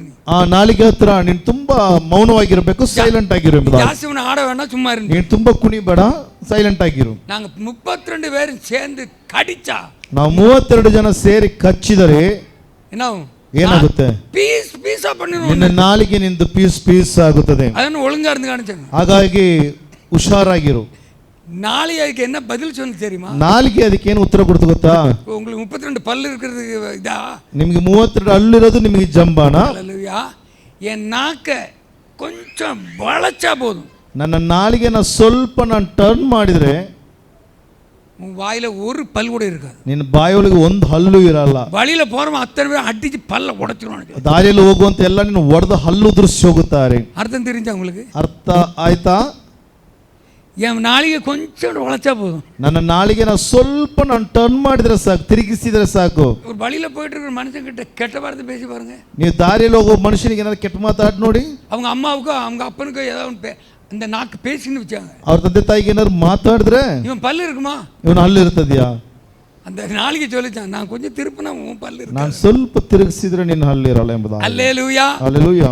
மரணமும் ஜீவனும் இந்த நாவின் அதிகாரத்தில் இருக்குது. ಮರಣವು ಜೀವವು ನಾಲಿಗೆಯ ಅಧಿಕಾರದಲ್ಲಿದೆ. அல்லேலூயா. ಹಲ್ಲೆಲೂಯಾ. அப்ப இந்த நாக்குக்கு மேல இந்த பீசோ நதி என்ற பரிசுத்த ஆவியானவருக்கு நாம் ஒப்பு ಈ கொடுக்கிறோம். ನಾಲಿಗೆಯ ಮೇಲೆ ಫಿಜೋನ್ ಎಂಬ ದೇವರಾತ್ಮನ ಒಳಗೆ ಈ ನಾಲಿಗೆಯನ್ನು ಒಪ್ಪಿಸಿಕೊಡಬೇಕು. அந்த நதி எங்கெல்லாம் போகுதோ அங்க பங்காரம் முளைக்கும். ಆ ನಾಲಿಗೆ ಅಭಿಷೇಕ ಎಲ್ಲೆಲ್ಲ ಹೋಗುತ್ತಿದೆಯೋ ಅಲ್ಲೆಲ್ಲ ಬಂಗಾರ. அந்த அபிஷேகம் நாக்குக்குள்ள போச்சுனா ಅಭಿಷೇಕ ಬಾಯಿಯೊಳಗೆ ಬಂದರೆ நம்ம நாக்கு சரியாயிடும்ல. ನಮ್ಮ ನಾಲಿಗೆ ಚೆನ್ನಾಗಿರುತ್ತದೆ. ஏசாயா தீர்க்கதரிசி பத்தி உங்களுக்கு தெரியுமில்ல? ஏசாயா பிரவாதி, ಯೆಶಾಯ ಪ್ರವಾದಿ ಬಗ್ಗೆ ನಿಮಗೆ ಗೊತ್ತು ಎಂಬುದಾಗಿ வேதத்துல பெரிய பெரிய பிரவாதிகள் இருக்காங்க, ದೊಡ್ಡ ದೊಡ್ಡ ಪ್ರವಾದಿಗಳು ಸತ್ಯವೇದದಲ್ಲಿದ್ದಾರೆ, சின்ன சின்ன பிரவாதிகள் இருக்காங்க. ಚಿಕ್ಕ ಪ್ರವಾದಿಗಳು ಇದ್ದಾರೆ. இதுல ஏசாயா, எரேமியா, எஜேக்கியேல் இவங்க பெரிய பெரிய பிரவாதி. ಯೆಶಾಯ, ಯೆರೆಮೀಯ, ಯೆಹೆಜ್ಕೇಲ ಇವರೆಲ್ಲ ದೊಡ್ಡ ಪ್ರವಾದಿಗಳು. இதுல ஏசாயா பிரவாதி இருக்கான் பத்தியா? ಈ ಯೆಶಾಯ ಪ್ರವಾದಿ அவன் எப்பவும் மற்றவங்களை குறித்து தான் பேசியிருப்பான். ಅವನು ಯಾವಾಗಲೂ ಬೇರೆಯವರ ಕುರಿತಾಗೆ ಮಾತನಾಡುತ್ತಾನೆ. மற்றவங்களை குறித்து அவன் நாவு பேசுமா. ಅವನ ನಾಲಿಗೆ ಯಾವಾಗಲೂ ಬೇರೆಯವರ ಕುರಿತಾಗೆ ಮಾತಾಡುವುದು. ஏசாயா 5:8 ಯೆಶಾಯ 5:8 வீட்டோட வீட்டை வயலோடு வயலை கட்டுறவர்களுக்கு ஐயோ சொல்றான். வீட்டோட வீடு ಹೇಳುತ್ತಾನೆ, வீட்டோட வீடு கட்டுறது, ನನ್ನ ತೋಟವನ್ನು ಏನು ಮಾಡುವನು, ಈಗ ನಿಮಗೆ ತಿಳಿಯುವುದು ಕೇಳಿರಿ. ಅದರ ಬೇಲಿಯನ್ನು ಕೀಳುವನು, ದನವದನ್ನು ಮೇಯ್ದು ಬಿಡುವುದು, ಅದರ ಗೋಡೆಯನ್ನು ಕೆಡವಿ ಹಾಕುವನು, ಅದು ತುಳಿದಾಡಕ್ಕೆ ಈಡಾಗುವನು. அப்ப ஒரு வீட்டோட வீட்டை கட்டுறவன், ಒಂದು ತೋಟದಲ್ಲಿ ಒಂದು ಮನೆಯನ್ನ ಕಟ್ಟುವವನು, தமிழ் பைபிள்ல வயலோட வயலை சேர்ப்பவன், ತೋಟದೊಂದಿಗೆ ತೋಟವನ್ನ ಸೇರಿಸುವವನು, அவருக்கு ஐயோன்னு சொல்றான். ಅವನಿಗೆ ಅಯ್ಯೋ. அப்புறம் 5:11 5:11 சாராயத்தை நாடி விடிய விடிய குடிச்சிட்டு இருக்கிறவனுக்கு அவனுக்கு நாசம் ஐயோன்னு சொல்றான். ದ್ರಾಕ್ಷಾರಸದಿಂದ ಅಮಲೇರಿದವನಿಗೆ ಅಯ್ಯೋ ಪಾಪ ಪಾಡು ಎಂಬುದಾಗಿ ಹೇಳುತ್ತಾನೆ. இப்ப அவன் என்ன சொல்றான்? மற்றவங்களுக்கு ஐயோ, அவன் சாராயம் குடிக்கிறான் அவனுக்கு ஐயೋ. ಮತ್ತೆ ಹೇಳುತ್ತಾನೆ ಅಯ್ಯೋ, ಅವನು ಧೂಮಪಾನ ಮಾಡುತ್ತಾನೆ, ಮದ್ಯಪಾನ ಮಾಡುತ್ತಾನೆ. தீர்க்கதரிசி மற்றவங்களை குறித்து பேசுறான். ಈ ಪ್ರವಾದಿ ಬೇರೆಯವರ ಕುರಿತಾಗಿ ಮಾತನಾಡುತ್ತಾನೆ. 19 வருஷத்துல இஸ்ரவேலின் பரிசுத்தருடைய ஆலோசனை அறியும்படி சமீபமா வரட்டும் சொல்றவனுக்கு ஐயோ. ಈ 19ನೇ ವಾಕ್ಯದಲ್ಲಿ ಇಸ್ರಾಯೇಲ್ಯರ ಸದಮಲ ಸ್ವಾಮಿಯ ಉದ್ದೇಶವನ್ನ ನಾವು ತಿಳಿಯಬೇಕು, ಅದು ಸಮೀಪಿಸಿ ಬರಲಿ ಎಂದು ನುಡಿಯವರಿಗೆ ದುರವಸ್ಥೆಯನ್ನ ನಾನು ಹೇಳುವೆನು. அப்புறம் 5:20 ಮತ್ತೆ 5:20 கசப்பை தித்திப்பும் தித்திப்பை கசப்புன்னு ஒருத்தன் சொன்னா அவன் நாசமாய் போயிட்டான் ஐயோன்னு சொல்றான். ಈ ಕಗ್ಗಿಯು ಸಿಹಿ, ಸಿಗಿಯು ಕಗಿ ಎಂದು ಸ್ಥಾಪಿಸಿದವನ ಗತಿಯೋ ಅಯ್ಯೋ ಎಂಬುದಾಗಿ. 5:21 5:21 தங்கள் பார்வைக்கு ஞானியும் புத்திமான்களுமாய் இருப்பவர்களுக்கு ஐயோ.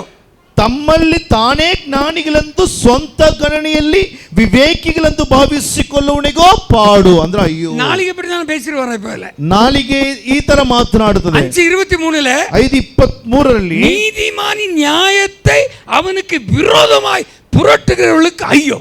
ನ್ಯಾಯವಂತನ ನ್ಯಾಯವನ್ನು ಹಾಳು ಮಾಡುವವರ ಗತಿಯನ್ನ ಏನೆಂದು ನಾ ಹೇಳಲಿ ಅಯ್ಯೋ. 5 அதிகாரத்தில் இவன் என்ன சொல்றான்? நாக்குனால மற்றவங்களுக்கு நாசம், மற்றவர் அவன் அப்படி அவன் ஐயோ ஐயோ. ಈ ಯೆಶಾಯ 5ನೇ ಅಧ್ಯಾಯದಲ್ಲಿ ಬೇರೆ ವ್ಯಕ್ತಿಗಳ ಕುರಿತಾಗಿ ಅಯ್ಯೋ ಗತಿಸಿ ಹೋಗಲಿ ಅವ್ರ ಪಾಡಿಗೆ ಎಂಬುದಾಗಿ ಅವನು ಹೇಳುತ್ತಾ ಇದ್ದಾನೆ. தேவன் இவனை இதுக்கு அழைக்கல பிரவாதியா. ಆದ್ರೆ ದೇವರು ಇವನನ್ನ ಇದಕ್ಕೋಸ್ಕರವಾಗಿ ಕರೆಯಲಿಲ್ಲ. மற்றவனுக்கு ஐயோ மற்றவனுக்கு ஐயோன்னு சொல்ல அழைக்கல. ಬೇರೆಯವರಿಗೆ ಅಯ್ಯೋ, ಬೇರೆಯವರ ಗತಿ ಅಥವಾ ಬೇರೆಯವರ ಪಾಡು ಎಂಬುದರ ಕುರಿತಾಗಿ ಅಲ್ಲ.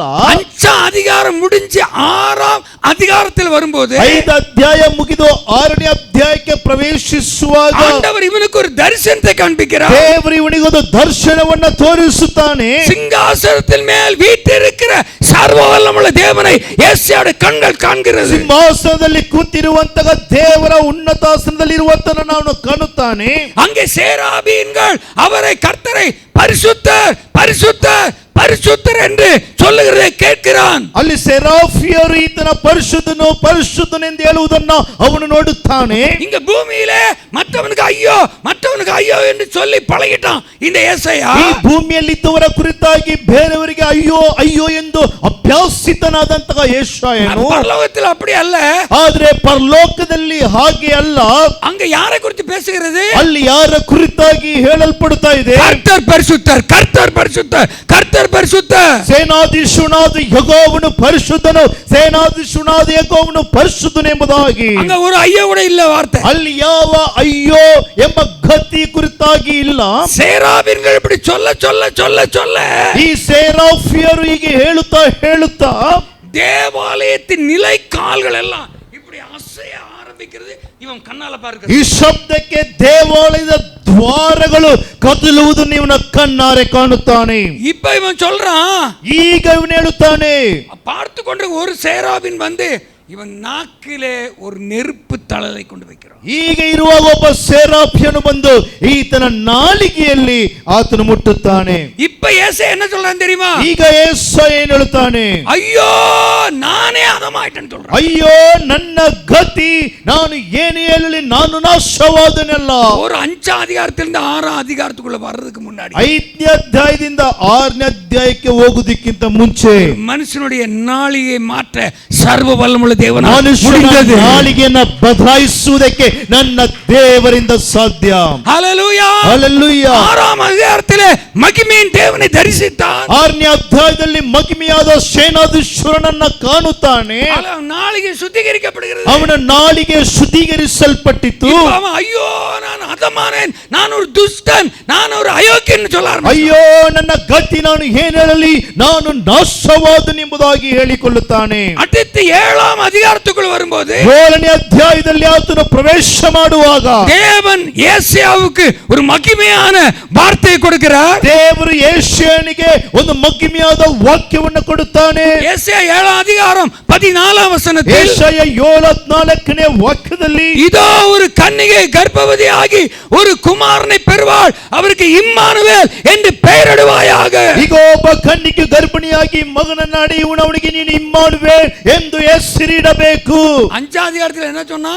5ನೇ ಅಧ್ಯಾಯದಲ್ಲಿ ಏನು ಹೇಳಿದ? அவன் நாளைக்கு எப்படி இருந்துச்சு? ಅವನ ನಾಲಿಗೆ ಹೇಗಿತ್ತು? 6ஆம் அதிகாரத்தில் என்னாச்சு? 6ನೇ ಅಧ್ಯಾಯದಲ್ಲಿ ಹೇಗೆ ಬದಲಾವಣೆ ಆಯಿತು? நாளிகை சரிப்படுத்திட்டாரா? ಆತ ನಾಲಿಗೆಯನ್ನು ಸರಿಪಡಿಸಿದನು. 7ஆம் அதிகாரத்திலே 7ನೇ ಅಧ್ಯಾಯದಲ್ಲಿ ಸರ್ವ ವಲ್ಲಮುಳ್ಳ ಯೇಸುವಿನ பிறப்பை குறித்து சொல்லும் ಸರ್ವಶಕ್ತನಾದ ಯೇಸು ಕ್ರಿಸ್ತನ ಹುಟ್ಟುವಿಕೆ ಕುರಿತಾಗಿ ಪ್ರವಾದಿಸುತ್ತಾನೆ. மகிமையான பிரவாதனை ಮಹಿಮೆಯಾದ ಪ್ರವಾದಿಯಾಗಿ இவன் ಮಾತನಾಡಿದನು. ಬಾಯಿலிருந்து பேச தேவன் தீர்மானித்தார். ಹಾಗಾಗಿ ಈತನ ಬಾಯಿಂದ ಮಾತನಾಡುವಾಗೆ ದೇವರು ತೀರ್ಮಾನಿಸಿದನು. இப்ப இயேசு பிறந்தாச்சு. ಈಗ ಯೇಸು ಹುಟ್ಟಿಯಾಯಿತು. இப்ப இயேசு 9:6ல ಈಗ ಯೆಶಾಯ 9:6ರಲ್ಲಿ இதோ நமக்கு ஒரு பாலகன் பிறந்தார் சொல்றாரு. ಈಗ ಒಂದು ಮಗು ನಮಗೋಸ್ಕರ ಹುಟ್ಟಿದಷ್ಟೇ. இயேசு 41ஆம் அதிகாரத்துல ಯೆಶಾಯ 41ನೇ ಅಧ್ಯಾಯದಲ್ಲಿ ஆபிரகாமின் சந்ததி குறித்து பேசுகிறார். ಅಬ್ರಹಾಮನ ಸಂತತಿ ಕುರಿತಾಗಿ ಮಾತನಾಡುತ್ತಾನೆ. 43ஆம் அதிகாரத்துல யாக்கோபை குறித்து பேசுகிறார். 43ನೇ ಅಧ್ಯಾಯದಲ್ಲಿ ಯಾಕೋಬನ ಕುರಿತಾಗಿ ಮಾತನಾಡುತ್ತಾನೆ. 53ஆம் அதிகாரத்திலே 53ನೇ ಅಧ್ಯಾಯದಲ್ಲಿ இயேசு சிலுவையிலே எப்படி மரிப்பார் என்ற தீர்க்க தரிசனத்தை உரைக்கிறார். ಯೇಸು ಶಿಲುಬೆಯ ಮೇಲೆ ಹೇಗೆ ಆತನು ಮರಣವನ್ನಾಗಿ ಒಪ್ಪಿಸಲ್ಪಡುವನೆಂಬ ಪ್ರವಾದನೆಯು ಹೇಳಲ್ಪಟ್ಟಿತು. இது எப்படி ಆನது? ಇದು ಹೇಗೆ ಆಯಿತು? அவருடைய நாவிலே பீசோன் என்ற பரிசுத்த ஆவியின் அபிஷேகம் விழுந்தது. ಅವನ ನಾಲಿಗೆಯಲ್ಲಿ ಪೀಸೋನ್ ಎಂಬ ಅಭಿಷೇಕದ ತೈಲ ಇಳಿದು ಬಂದಿತು. அவன் நாவிலே அறிக்கையிட அறிக்கையிட அறிக்கையிட ಆತನು ಅರಿಕೆ ಮಾಡುತ್ತಾ பீசோன் நதி ஏசாவின் நாளிகைக்குள் பிரவேசித்தது. ಪೀಸೋನ್ ನದಿಯ ಯೆಶಾಯನ ನಾಲಿಗೆ ಒಳಗೆ ಪ್ರವೇಶ ಮಾಡಿತು.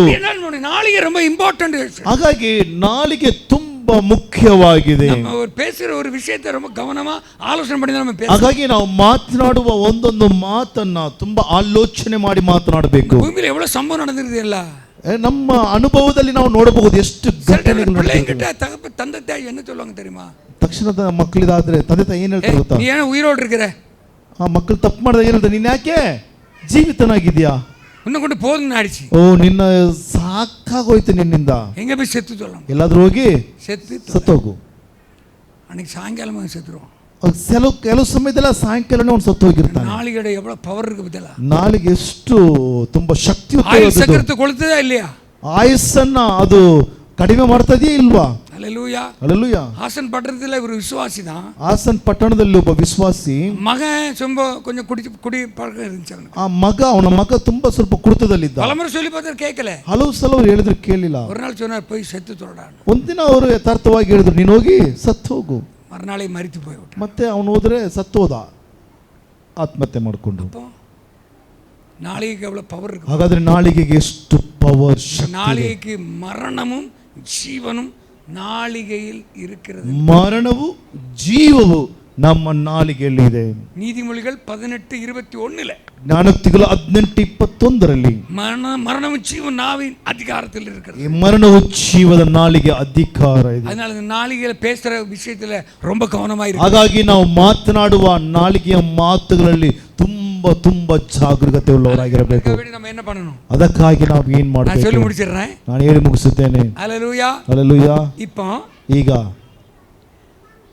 ಯೇಸು ಕ್ರಿಸ್ತು ಉಯಿರ್ ತೆರೆದು போகும்போது ಯೇಸು ಕ್ರಿಸ್ತನು ಪುನರುತ್ಥಾನಗೊಂಡು ಹೋಗುವಾಗ ಶಿಷ್ಯರ ಮಾತು சொன்னாரு. ಶಿಷ್ಯರನ್ನು ನೋಡಿ ಆತನು ಹೇಳಿದನು, நீங்க என்ன பண்ணணும்? ನೀವೇನ್ ಮಾಡಬೇಕು? மாளிகை மார்க்குடைய மாளிகை ರೂಮ್ ಮೇಲೆ போட்டு ಹೋಗಿ ಮೇಲಂತಸ್ತಿನ ಮನೆಗೆ ಹೋಗಿ ஒரு மனதோடு கூடி ஜெபம் பண்ணுங்க. ಏಕ ಮನಸ್ಸುಳ್ಳವರಾಗಿ ಪ್ರಾರ್ಥನೆ ಮಾಡಿರಿ. ஹல்லேலூயா. 10 நாட்கள் பிரார்த்தனை செய்யுங்க. 10 ದಿನ ಪ್ರಾರ್ಥಿಸಬೇಕು அப்படின்னு சொல்லிட்டாரு ಎಂಬುದಾಗಿ ಹೇಳಿದನು. எத்தனை பேர் போய் பிரார்த்தனை பண்ணாங்க தெரியுமா? ಎಷ್ಟು ಜನ ಹೋಗಿ ಪ್ರಾರ್ಥಿಸಿದ್ರು ಗೊತ್ತಾ? ಟೋಟಲ್ ಎಷ್ಟು ಜನ ಹೋಗಿ ಪ್ರಾರ್ಥನೆ ಮಾಡಿದ್ರು? ಯೇಸು ಉಯಿರ್ ತೆರೆದು போகும்போது சொல்லிட்டு போனாரு. ಯೇಸು ಪುನರುತ್ಥಾನಗೊಂಡು ಹೋಗುವಾಗ ಹೇಳಿ ಹೋದನು, ನೀವು ಮಾರ್ಕಿನ ಮೇಲಂತಸ್ತಿನ ಮನೆಯಲ್ಲಿ ಹೋಗಿ 10 ದಿನ ಪ್ರಾರ್ಥನೆ ಮಾಡಿ. அது சொல்றேன். ನಾನು ಹೇಳುತ್ತೇನೆ, ಯೇಸು எத்தனை நாள் உயிர் தெழுந்தாரு? ಯೇಸು ಎಷ್ಟನೇ ದಿನದಲ್ಲಿ ಜೀವಿತನಾಗಿ ಎದ್ದು ಬಂದನು? 3 நாள். அல்ல நல்ல ಥರ್ಡ್ ಡೇ. ನಮಗೆಲ್ಲ ಚೆನ್ನಾಗಿ ಗೊತ್ತು. 3 நாள் உயிர் தெழுந்து வெளியே கல்லறை விட்டு வெளியே வரும்போது ಈ 3ನೇ ದಿನ ಆತನ ಸಮಾಧಿಯಿಂದ ಪುನರುತ್ಥಾನಗೊಂಡು ಆಚೆ ಬರುವಾಗ நிறைய ಸ್ತ್ರೀகள் ಓಡಿ வராங்க. மரியாள் அவங்க சேர்ந்த ಸ್ತ್ರೀகள், ಅನೇಕ ಸ್ತ್ರೀಯರು ಆತನ ನೋಡೋದಕ್ಕೆ ಓಡಿ ಬರುತ್ತಾರೆ. மரியாள் என்ன பண்ண? ಯೇಸುவை பிடிக்க வரா. ಆ ಮರಿಯಲು ಯೇಸುವನ ಕೈಯನ್ನು ಹಿಡಿಯುವುದಕ್ಕೆ ಬಂದಾಗ ಯೇಸು என்ன சொன்னார் தெரியுமா? ಯೇಸು ಏನು ಹೇಳಿದ? என்ன தொடாத, ನನ್ನನ್ನು ಮುಟ್ಬೇಡ, நான் என்னுடைய தந்தையின் இடத்துல உன்னுடைய தந்தையின் இடத்துல ஏறி போகணும். ನಾನು ನನ್ನ ತಂದೆಯ ಬಳಿಗೆ ಹೋಗಬೇಕಾಗಿದೆ. அவங்க முன்னாலே உயிர் தெழுந்து 3ஆவது நாள் பரலோகத்துக்கு போயிட்டார். ಅವರ ಮುಂದೆನೇ ಆತನಾಗಿ ಪರಲೋಕಕ್ಕೆ ಮೇಲೆ ಏರಿ ಹೋದನು. என்னைக்கு திரும்பி வந்தார் தெரியுமா? ಯಾವಾಗ ತಿರುಗಿ ಬಂದನು ಗೊತ್ತಾ? அன்னைக்கு சாயங்காலமே பூமிக்கு வந்துட்டார். ಅವತ್ತು ಸಾಯಂಕಾಲನೇ ತಿರುಗಿ ಮತ್ತೆ ಭೂಮಿಗೆ ಬಂದನು. 40 நாளுக்கு பூமியில் இருந்தார். 40 ದಿನ ಈ ಭೂಮಿಯಲ್ಲಿ ಆತನಿದ್ದನು. பிசாச வரட்ட வரல, ಆತನ ಸೈತಾನನ್ನ ಓಡಿಸಲಿಕ್ಕೆ ಬರಲಿಲ್ಲ, குஷ்டரோகியை சௌக்கியப்படுத்த வரல, ಕುಷ್ಠರೋಗಿಯನ್ನು ಗುಣಪಡಿಸಲಿಕ್ಕೆ ಬರಲಿಲ್ಲ, மரித்து போனவர்களை உயிரோடு எழுப்ப வரல, ಸತ್ತವರನ್ನ ಜೀವಿತದಿಂದ ಎಬ್ಬಿಸುವುದಕ್ಕೆ ಬರಲಿಲ್ಲ, பின்மாறி போன சீசர்களை பலப்படுத்தும்படியாய் 40 நாட்களை தேவன் நடத்தினார். ಹಿಂಜರಿದು ಹೋದ ಶಿಷ್ಯರನ್ನ ಬಲಪಡಿಸುವುದಕ್ಕಾಗಿ 40 ದಿನ ಅವರು ಜೊತೆ ಆತನು ಸೇವೆ இப்ப ಮಾಡಿದನು. சொல்றாரு 10 நாட்கள் நீங்க பிரார்த்தனை செய்யுங்க. ಈಗ ಆತನು ಹೇಳ್ತಾನೆ 10 ದಿನ ನೀವು ಪ್ರಾರ್ಥನೆ ಮಾಡಿ. இப்ப அவங்க ಕಣ್ಣುக்கு முன்னாலே இயேசு உயிர் தெழுந்து போறாரு. ಈಗ ಅವರ ಕಣ್ಣುಗಳ ಮುಂದೆ ಆತನು ಮರುರೂಪಗೊಂಡು ಹೋದನು. அவங்க 10 நாட்கள் பிரார்த்தனை பண்ணிட்டு இருந்தாங்களா? ಅವರು 10 ದಿನ ಪ್ರಾರ್ಥನೆಯಲ್ಲಿ ಕೂತಿದ್ದರು. 120 பேர்கள். 120 ಜನ. அப்போஸ்தலர் 1ஆம் அதிகாரத்தில் எழுதப்பட்டது. ಅಪೊಸ್ತಲರು 2ನೇ ಅಧ್ಯಾಯದಲ್ಲಿ ಪಂಚಾಶತ್ತಮ ದಿನದಲ್ಲಿ 120 பேர் இருக்காங்க. 120 ಜನ ಮೇಲಂತಸ್ತಿನ ಮನೆಯಲ್ಲಿ ಇದ್ದಾಗ ಯೇಸುವಿನ ತಾಯಿಯಾಗಿಯ ಮರಿಯಾಳು அந்த கூட்டத்தில் ಯೇಸುವಿನ ತಾಯಿಯಾದ ಮರಿಯಳು ಅದರಲ್ಲಿದ್ದಳು. 10 நாள் முடிஞ்சி. 10 ದಿನ ಮುಗಿಯಿತು. ಈಗ ಪರಲೋಕದಲ್ಲಿ ತೀರ್ಮಾನ ನಡೆಯುತ್ತೆ. ಈಗ ಪರಲೋಕದಲ್ಲಿ ತೀರ್ಮಾನ. ಈಗ 40 + 10 எவ்வளவு ஆச்சு? 40 + 10 ಎಷ್ಟಾಯ್ತು? எத்தனை நாள்? 50 நாள் என்ன சம்பவிக்கணும்? 50 ದಿನದಲ್ಲಿ ಏನು ನಡೆಯಬೇಕು? ತ್ರಿಯೇಕ ದೇವನ ಪರಿಶುದ್ಧ ಆವಿಯಾನವರು ಭೂಮಿಗೆ ಇறங்கಿ ಬರಬೇಕು. ತ್ರಿಯೇಕ ದೇವರಾದ ಪವಿತ್ರಾತ್ಮನು ಭೂಮಿಗೆ ಇಳಿದು ಬರಬೇಕು. அப்ப அங்க ஒரு கான்ஃபரன்ஸ் நடக்குது. ಅಲ್ಲಿ ಒಂದು ದೊಡ್ಡ ಮೀಟಿಂಗ್ ನಡೀತಾ ಇದೆ. பஸ்கா பண்டிகையில லட்சாந்திர ஜனங்க கூடி இருக்காங்க. ಪಸ್ಕಾ ಹಬ್ಬಕ್ಕಾಗಿ ಲಕ್ಷಾಂತರ ಜನ ಸೇರಿದ್ದಾರೆ. அந்த 50 நாள்ல பஸ்கா பண்டிகையில லட்சக்கணக்கில் ஜனங்க கூடி இருக்காங்க. 50ನೇ ದಿನ ಪಸ್ಕಾ ಹಬ್ಬದಲ್ಲಿ ಲಕ್ಷಗಟ್ಟಲೆ ಜನ. இங்க எத்தனை பேர் இருக்காங்க? ಇಲ್ಲೆಷ್ಟು ಜನ ಇದ್ದಾರೆ? 120 பேர். ಬರೀ 120 ಜನ. இப்ப அங்க தேவதூதன் கேக்குறாரு, ದೇವದೂತ ಕೇಳುತ್ತಾನೆ, ಪರಿಶುದ್ಧ ಆವಿಯ ತ್ರಿಯೇಕ ದೇವನೇ இப்ப நம்ம கீழ ಭೂಮಿಗೆ ಈ இறங்கணும். ತ್ರಿಯೇಕ ದೇವರಾದ ಪವಿತ್ರಾತ್ಮನು ಭೂಲೋಕಕ್ಕೆ ಕಳಿಸುವಾಗ ತ್ರಿಯೇಕ ದೇವನೇ இந்த லட்சாந்திர ಜನக்குள்ள ಅನುಪலாமா? ಈ ಲಕ್ಷಾಂತರ ಜನರೊಳಗೆ ಈ ಪವಿತ್ರಾತ್ಮನನ್ನು ಕಳುಹಿಸೋಣ.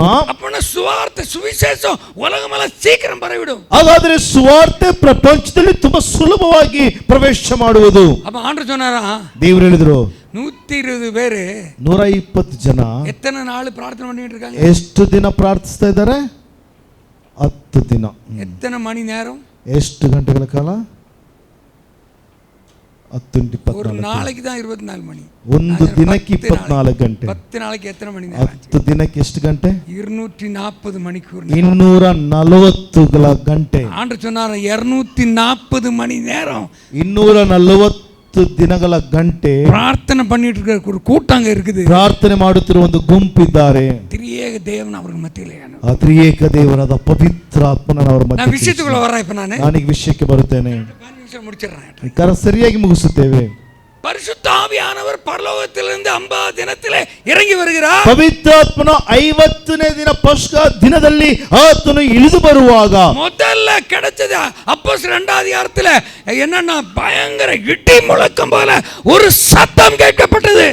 ಒಂದು ಪಂಚಾಶತ್ತಮದ ದಿನದಲ್ಲಿ ಒಂದು ದೊಡ್ಡ ಶಬ್ದ ಅವರಿಗೆ ಕೇಳಲ್ಪಟ್ಟಿತು. கவனிங்க ಸ್ವಲ್ಪ ಗಮನಿಸಿ. 120 ஜனங்க இருக்கிறாங்க. 120 ಜನ ಇದ್ದಾರೆ. ஒவ்வொரு ஜனத்துக்கும் பஞ்சேந்திரங்கள் இருக்குது. ಒಬ್ಬೊಬ್ಬ ಜನರಿಗೂ ಪಂಚೇಂದ್ರಿಯಗಳಿವೆ. கண்ணு இருக்குது, மூக்கு இருக்குது, வாய் இருக்குது, நாக்கு இருக்குது, சரீரம் இருக்குது. ಹೀಗೆ ಕಣ್ಣು, ಮೂಗು, ನಾಲಿಗೆ, ಶರೀರ ಎಲ್ಲವೂ ಇದೆ. இப்ப பரிசுத்த ஆவியின் அபிஷேகம் இறங்கி வரும்போது ಈ ಪವಿತ್ರಾತ್ಮನ ಶಕ್ತಿ ಇಳಿದು ಬರುವಾಗ என்ன கிடைச்சா? இடி முழக்கம் போல ಒಂದು சத்தம். ತುತ್ತೂರಿಯ ಶಬ್ದದ ಹಾಗೆ இந்த சத்தத்தை ಈ ಶಬ್ದವನ್ನ பஞ்சேந்திரல எந்த பஞ்சேந்திரம் அதை கேட்டுச்சு? ಈ ಪಂಚೇಂದ್ರಿಯಗಳಲ್ಲಿ ಯಾವ ಪಂಚೇಂದ್ರಿಯ ಕೇಳಿತು? ಕಿವಿ. இவ்வளவு நேரம் ஆனுமா? ಆಮೆನ್. சத்தத்தை கேக்குறது அது மூக்கா? ಶಬ್ದ ಕೇಳುವುದು ಯಾವುದು? கிவி. ಕಿವಿ. அப்ப முதல்ல கேட்டது கிவி. ಮೊದಲನೇದಾಗಿ ಕೇಳಲ್ಪಟ್ಟಿದ್ದು ಕಿವಿ. சத்தத்தை கேட்ட உடனே ಶಬ್ದವನ್ನ ಕೇಳಿದ ತಕ್ಷಣ செவி அபிஷேகத்தை பெற்றுக்கொண்டது. ಆ ಕಿವಿ ಅಭಿಷೇಕವನ್ನ ಹೊಂದಿಕೊಂಡಿತು. ஹalleluya. ಹಲ್ಲೆಲೂಯಾ. இரண்டாவது ಎರಡನೇದಾಗಿ அந்த சத்தம் அந்த வீடு முழுவதும் அப்படியே நிரம்பிச்சான். ಆ ಗುಡಾರವೆಲ್ಲ ಹಾಗೆ ಅದು ತುಂಬಲ್ಪಟ್ಟಿತು. அப்ப அந்த வீடு முழுவதும் காற்று, பயங்கர காற்று. ಒಂದು ಬಿರುಗಾಳಿ ಹಾಗೆ ಒಂದು ದೊಡ್ಡ ಗಾಳಿಯ ಮನೆ ಒಳಗಡೆ அபிஷேகத்தின் காற்று அவங்க இருந்த வீடு முழுவதும் ஃபுல்லா ಆ நிறைஞ்சிச்சு. ಅಭಿಷೇಕದ ಗಾಳಿ ಅವರಿದ್ದ ಮನೆಯಲ್ಲಾಗೆ ಸುತ್ತುವರಿಯಿತು. இப்ப அந்த காளியை சுவாசித்தது நாக்கா மூக்கா? ಈಗ ಗಾಳಿಯನ್ನ ಸುವಾಸನೆ ಮಾಡಿದ್ದು ಮೂಗ, ನಾಲಿಗೆಯನ್ನು. மூக்கு. ஓகே, ಮೂಗು. மூக்குக்குள்ள அபிஷேகம் போயிடுச்சு. ಆ ಮೂಗೊಳಗೆ ಅಭಿಷೇಕ ಹೋಯಿತು. அல்லேலூயா. ಹಲ್ಲೆಲೂಯಾ. அதுக்கு அடுத்து ಅದ ನಂತರ அந்த அபிஷேகம் இறங்கின உடனே ಅಭಿಷೇಕ ಇಳಿದ ತಕ್ಷಣ நாளிகை ரெண்டா பிரிஞ்சிச்சான். ನಾಲಿಗೆ ಇಬ್ಬಾಗವಾಯಿತೆಂಬುದಾಗಿ ನೋಡುತ್ತೇವೆ. நாக்குக்கு அபிஷேகம், ನಾಲಿಗೆಗೆ ಅಭಿಷೇಕ, பஞ்சேந்திரங்கள் ஒன்னொன்னு ಅಭಿಷೇகம் பண்ணுது. ಪಂಚೇಂದ್ರಿಯವನ್ನು ಒಂದೊಂದಾಗಿ ದೇವರು ಅಭಿಷೇಕಿಸ್ತಾ ಇದ್ದಾನೆ. நாளிகை அபிஷேகம் வந்த உடனே ನಾಲಿಗೆ ಅಭಿಷೇಕ ಬಂದ ತಕ್ಷಣ இந்த நாக்கு ரெண்டா பிரியறத ಈ ನಾಲಿಗೆ ಭಾಗವಾಗುವುದರಲ್ಲಿ கண்கள் அதை கண்டது. ಈ ಕಣ್ಣುಗಳು ಅದನ್ನ ಕಂಡವು. இரண்டாவது அப்படி எழுதப்பட்டிருக்குது. ಎರಡನೇ ಅಧ್ಯಾಯ ಚೆನ್ನಾಗಿ ಓದಿ. ಅಪೊಸ್ತಲರ ಎರಡನೇ ಅಧ್ಯಾಯ ಹಾಗೆ ಬರೆಯಲ್ಪಟ್ಟಿದೆ. கண்கள் கண்ட உடனே ಕಣ್ಣು ಅದನ್ನು ನೋಡಿದಾಗ அந்த அபிஷேகம் கண்ணுக்குள் பிரவேசித்தது. ಅಭಿಷೇಕ ಕಣ್ಣಿನೊಳಗೆ ಪ್ರವೇಶ ಮಾಡಿತು. அப்புறம் அந்த வீடு முழுவதும் அது நிரம்புறபடினா ಆ ಸಂಪೂರ್ಣ ಗುಡಾರವನ್ನು ತುಂಬಿದರಿಂದ சரீரம் முழுவதும் இறங்கி ಶರೀರವೆಲ್ಲ ಅಭಿಷೇಕದಲ್ಲಿ ತುಂಬಲ್ಪಟ್ಟಿತು. பஞ்சேந்திரியம் முழுவதும் ಅಭಿಷೇಕ. ಆ ಪಂಚೇಂದ್ರಿಯ ಸಂಪೂರ್ಣವಾಗಿ ದೇವರ ಅಭಿಷೇಕ, ಪವಿತ್ರಾತ್ಮನ ಮೊದಲ ಅಭಿಷೇಕ. ಕಾದುಕೊಳ್ಳ ಅಭಿಷೇகம் இறங்கின பின்பு ಕಿವಿಯೊಳಗೆ ಬಂದ ಅಭಿಷೇಕ. இனி சினிமா பாட்டை கேட்க முடியுமா? ಇದು ಸಿನಿಮಾ ಹಾಡು ಕೇಳಲಿಕ್ಕೆ ಆಗುತ್ತದೆಯಾ? ಕೆಟ್ಟ ಪಾಠங்களை கேட்க முடியுமா? ಕೆಟ್ಟ ಹಾಡುಗಳನ್ನ ಕೇಳಲಿಕ್ಕೆ ಆಗುತ್ತದೆಯಾ? ಕೆಟ್ಟ பேச்சுகளை ரசிக்க முடியுமா? ಕೆಟ್ಟ ಮಾತುಗಳನ್ನ ನಾವು ರಸಿಕರಾಗುತ್ತೇವಾ? முடியுமா? ಸಾಧ್ಯನಾ? அபிஷேகம் பண்ணப்பட்ட காது. ಯಾಕಂದ್ರೆ ಅಭಿಷೇಕ ಹೊಂದಲ್ಪಟ್ಟ ಕಿವಿ. ஏன்னா மூக்கு ಮೂಗು பொடி போடுவாங்க அந்த காலத்துல. ಆ ಕಾಲದಲ್ಲ ಮೂಗಿಗೆ ಇದು பொடி ಆಗ್ತಿದ್ರಲ್ಲ, மூக்கு பொடி வச்சு பொடி. அப்படி ಉರಿவாங்க. ಅದು ಮೂಗಿಗಾಗಿ ಎರ್ದು ಎಳೆಯೋರು ಅವರು ಡ್ರಗ್ಸ್ ನ. இன்னைக்கு போடுறாங்க நிறைய பேர். ಇವತ್ತು ಡ್ರಗ್ಸ್ ಆ ತರ ಯೂಸ್ ಮಾಡ್ತಾ ಇದ್ದಾರೆ. ಎರಡನೇದಾಗಿ ಸಿಗರೆಟ್ വലിக்கும் போது ಸಿಗರೇಟ್ ಸೇದುವಾಗ அந்த புகையை உள்ள எடுத்து ಆ ಹೊಗೆನ ಒಳಗೆ ತೆಗೆದು மூக்கு வழியா வெளிய விடுவாங்க. ಮೂಗು ಒಳಗಿಂದ ಆಚೆ ಬಿಡ್ತಾರೆ. நீங்களாம் பார்த்திருக்க மாட்டீங்கன்னு நினைக்கிறேன். ನೀವೆಲ್ಲ ಇಲ್ಲ ನೋಡ್ತಾ ಇದ್ದೀರಾ? நாங்க பார்த்திருக்கோம். மூக்கு வழியா. அல்லேலூயா. ಆಮೆನ್. ಮೂಗು ಒಳಗಿಂದ ಬರ್ತದೆ. நீ அப்படி செய்ய முடியாது அனுச்சுனா அது மூக்கல என்ன அப்படி பண்ண மூக்கு அபிஷேகம் பண்ணப்பட்டாது.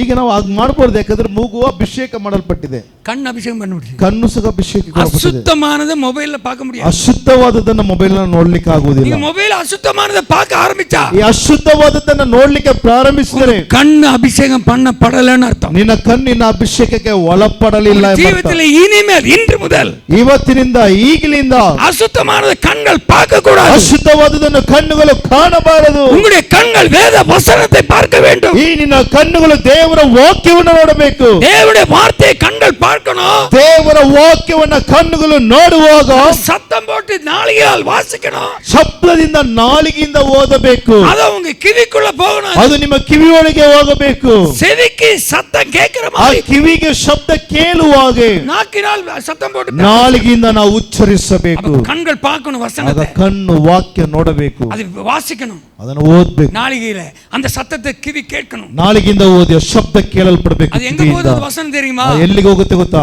நேரம் இருந்து அந்த ಬ್ರೈನ್ಗೆ போகும். ನಿನ್ನ ಬ್ರೈನ್ ಶರೀರಕ್ಕೆ ಅದು ಹೋಗುತ್ತದೆ. அது நேரம் ஹார்ட்க்கு வரும். ನಿನ್ನ ಹಾರ್ಟ್ಗೆ ಬರುತ್ತದೆ.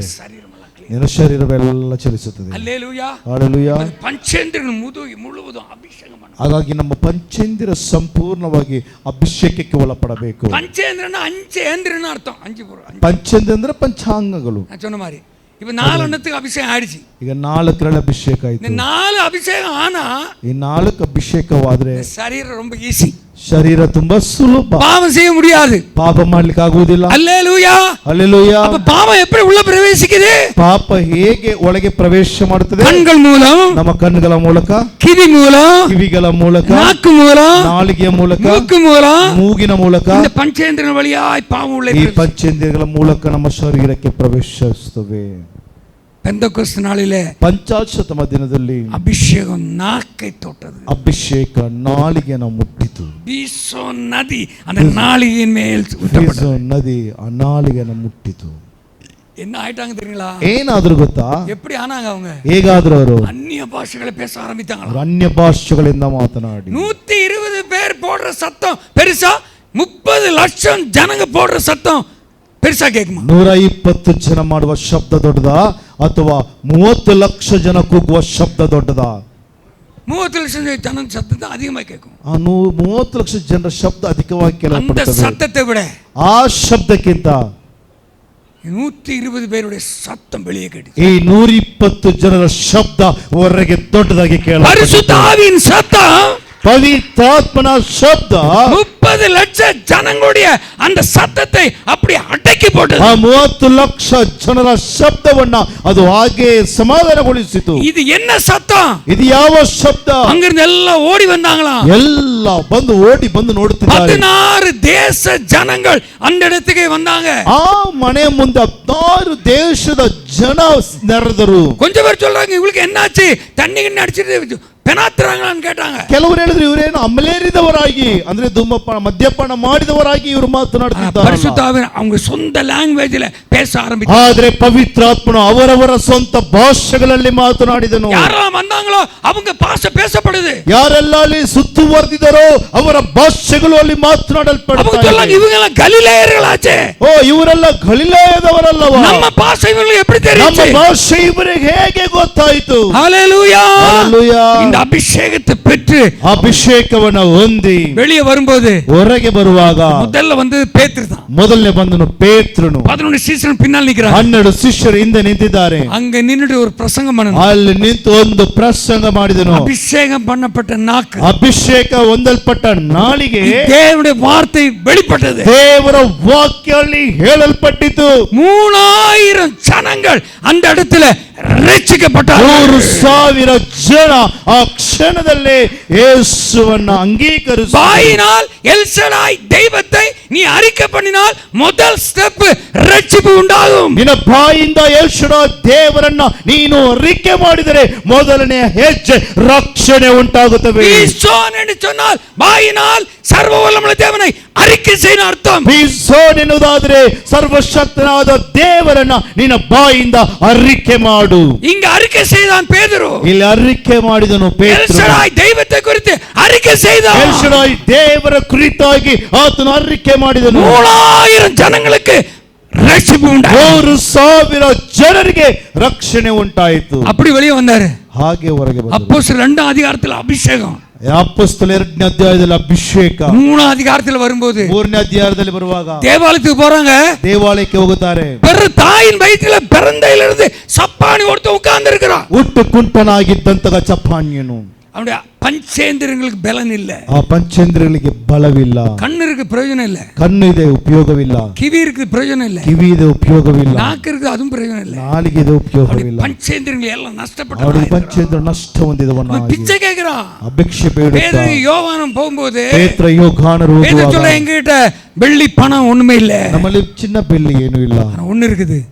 ಒಂದಿದೆ. 2வது அதிகாரத்துக்கு அடுத்து அபிஷேகம் இருக்குது. 2ನೇ ಅಧ್ಯಾಯದಲ್ಲಿ ಸಿಕ್ಕಿದ ಅಭಿಷೇಕ ನಮ್ಮಲ್ಲಿ. அபிஷேகத்துக்கு சொந்தக்காரனான இயேசு என்ற நாமம் இருக்குது. ಅಭಿಷೇಕದ ಸ್ವಂತಕಾರನಾದ ಯೇಸು ನನ್ನೊಳಗಿದ್ದಾರೆ. இயேசுவின் நாமத்தில் நீ எழுந்து நட என்று ಯೇಸುವಿನ ಹೆಸರಿನಲ್ಲಿ ನೀನು ಎದ್ದು ನಡೆ ಎಂಬುದಾಗಿ. பேதுருடைய பஞ்சேந்திரிய அபிஷேகம், ಪೇತ್ರನ ಪಂಚೇಂದ್ರಿಯದ ಅಭಿಷೇಕ அந்த குண்டனுடைய சரீரத்தில் உள்ள பஞ்சேந்திரங்கள் பிரவேசித்தது. ಹುಟ್ಟು ಕುಂಟನ ಒಳಗೆ ಅದು ಪ್ರವೇಶ ಮಾಡಿದಾಗ அவன் குதித்து எழுந்து நடந்து குதித்து எழுந்தான் என்று எழுதப்பட்டது. ಆತನು ಕುಣಿದು ಎದ್ದು ಕುಣಿದಾಡಿ ಹೋದನೆಂಬುದಾಗಿ ನೋಡುತ್ತೇವೆ. அல்ல சொல்ல முடியுமா? ಹಲ್ಲೆಲೂಯಾ. பீசோன் நதி ஓடிச்சினா ಪಿಸ್ದೋನ್ ನದಿ ரட்சிப்புண்டாகும். ರಕ್ಷಣೆ, பரிசுத்தாவின் அபிஷேகம் நம்மத்தில் இருந்தால் ಪವಿತ್ರಾತ್ಮನ ಅಭಿಷೇಕ ನಮ್ಮೊಳಗೆ சபையில் ரட்சிப்புகள் உண்டாகும். ಸಭೆಯಲ್ಲಿ ರಕ್ಷಣೆಗಳು ಉಂಟಾಗುತ್ತವೆ. நான் அடுத்த வரும்போது ಫುಲ್ இடம் எல்லாம் இருக்கும். ನಾವು ಮುಂದಿನ ಸಲ ಬರುವಾಗ ದೇವರ ಸಭೆಯನ್ನು ಪರಿಪೂರ್ಣವಾಗಿ ತುಂಬಿಸೋಣ. ಫುಲ್ಲ நீங்க கர்த்தருக்கு துதி ஸ்தோத்திரம் அது மட்டும் செலுத்துங்க. ಅದಕ್ಕಾಗಿ ನಾವು ದೇವರಿಗೆ ಸ್ತುತಿ ಸ್ತೋತ್ರಗಳನ್ನು ಮಾತ್ರ ನಾವು ಸಲ್ಲಿಸೋಣ. ಬಾಕಿയുള്ള ಕಾರ್ಯವೆಲ್ಲ ಕರ್ತರ್ செய்வார். ಬೇರೆ ಕಾರ್ಯ ಎಲ್ಲವನ್ನ ದೇವರು ನೋಡಿಕೊಳ್ಳುತ್ತಾನೆ. ஹalleluya. ಹಲ್ಲೆಲೂಯಾ. இந்த சந்தர்ப்பத்தை அந்த ஊழியக்காரர்கள் குடும்பத்தில் எல்லாருக்கும் இந்த இயேசு நாமத்தில் நன்றி ಈ ಅವಕಾಶವನ್ನು ಕೊಟ್ಟ ದೇವದಾಸರಿಗೂ ಕುಟುಂಬಕ್ಕೂ ಸಭೆಯವರಿಗೂ ಎಲ್ಲರಿಗೂ ನಮ್ಮ ವಂದನೆಗಳನ್ನು. கர்த்தர் உங்கள் அனைவரையும் ದೇವರು ஆசீர்வதிப்பார். ನಮ್ಮೆಲ್ಲರನ್ನು ಆಶೀರ್ವದಿಸಲಿ. ಆಮೆನ್. ಆಮೆನ್. ಆಮೆನ್.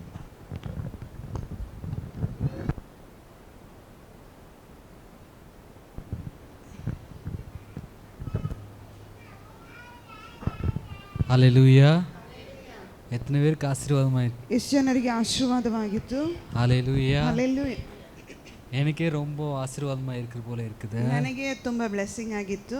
நானே அபிஷேகத்தில் நிரம்பியது போல இருக்குது. ನಾನು ಕರ್ತನಲ್ಲಿ ಅಭಿಷೇಕ ಹೊಂದಿದ್ದಾರೆ. எப்ப பாத்தீங்கன்னா ಹೇಗೆ ನೋಡಿದ್ರೆ நான் மெசேஜ் கொடுப்பேன், ನಾನು ಮೆಸೇಜ್ ಕೊಡ್ತೀನಿ, அவரு மெசேஜ் கொடுப்பேன். ನಾನು ಇಲ್ಲದ್ರೆ ನಾನು ಕೊಡ್ತೀನಿ. ஹalleluya. ಹಲ್ಲೆಲೂಯಾ. இப்போ அபிஷேகம் உள்ள ಮೆಸೇಜ್ಗಳು ಇನ್ನೊಬ್ಬರ ವಾಯಿಂದ ಕೇಳುம்போது ಇನ್ನೊಬ್ಬರ ದೇವರ ಸೇವಕರ ಮೂಲಕವಾಗಿ ನಾವು ಕೇಳುವಾಗ ಇನ್ನು ஒரு உற்சாகம் போல ಅದು ನಮಗೆ ಉತ್ಸಾಹವಾಗಿರುತ್ತದೆ. ஹalleluya. ಹಲ್ಲೆಲೂಯಾ.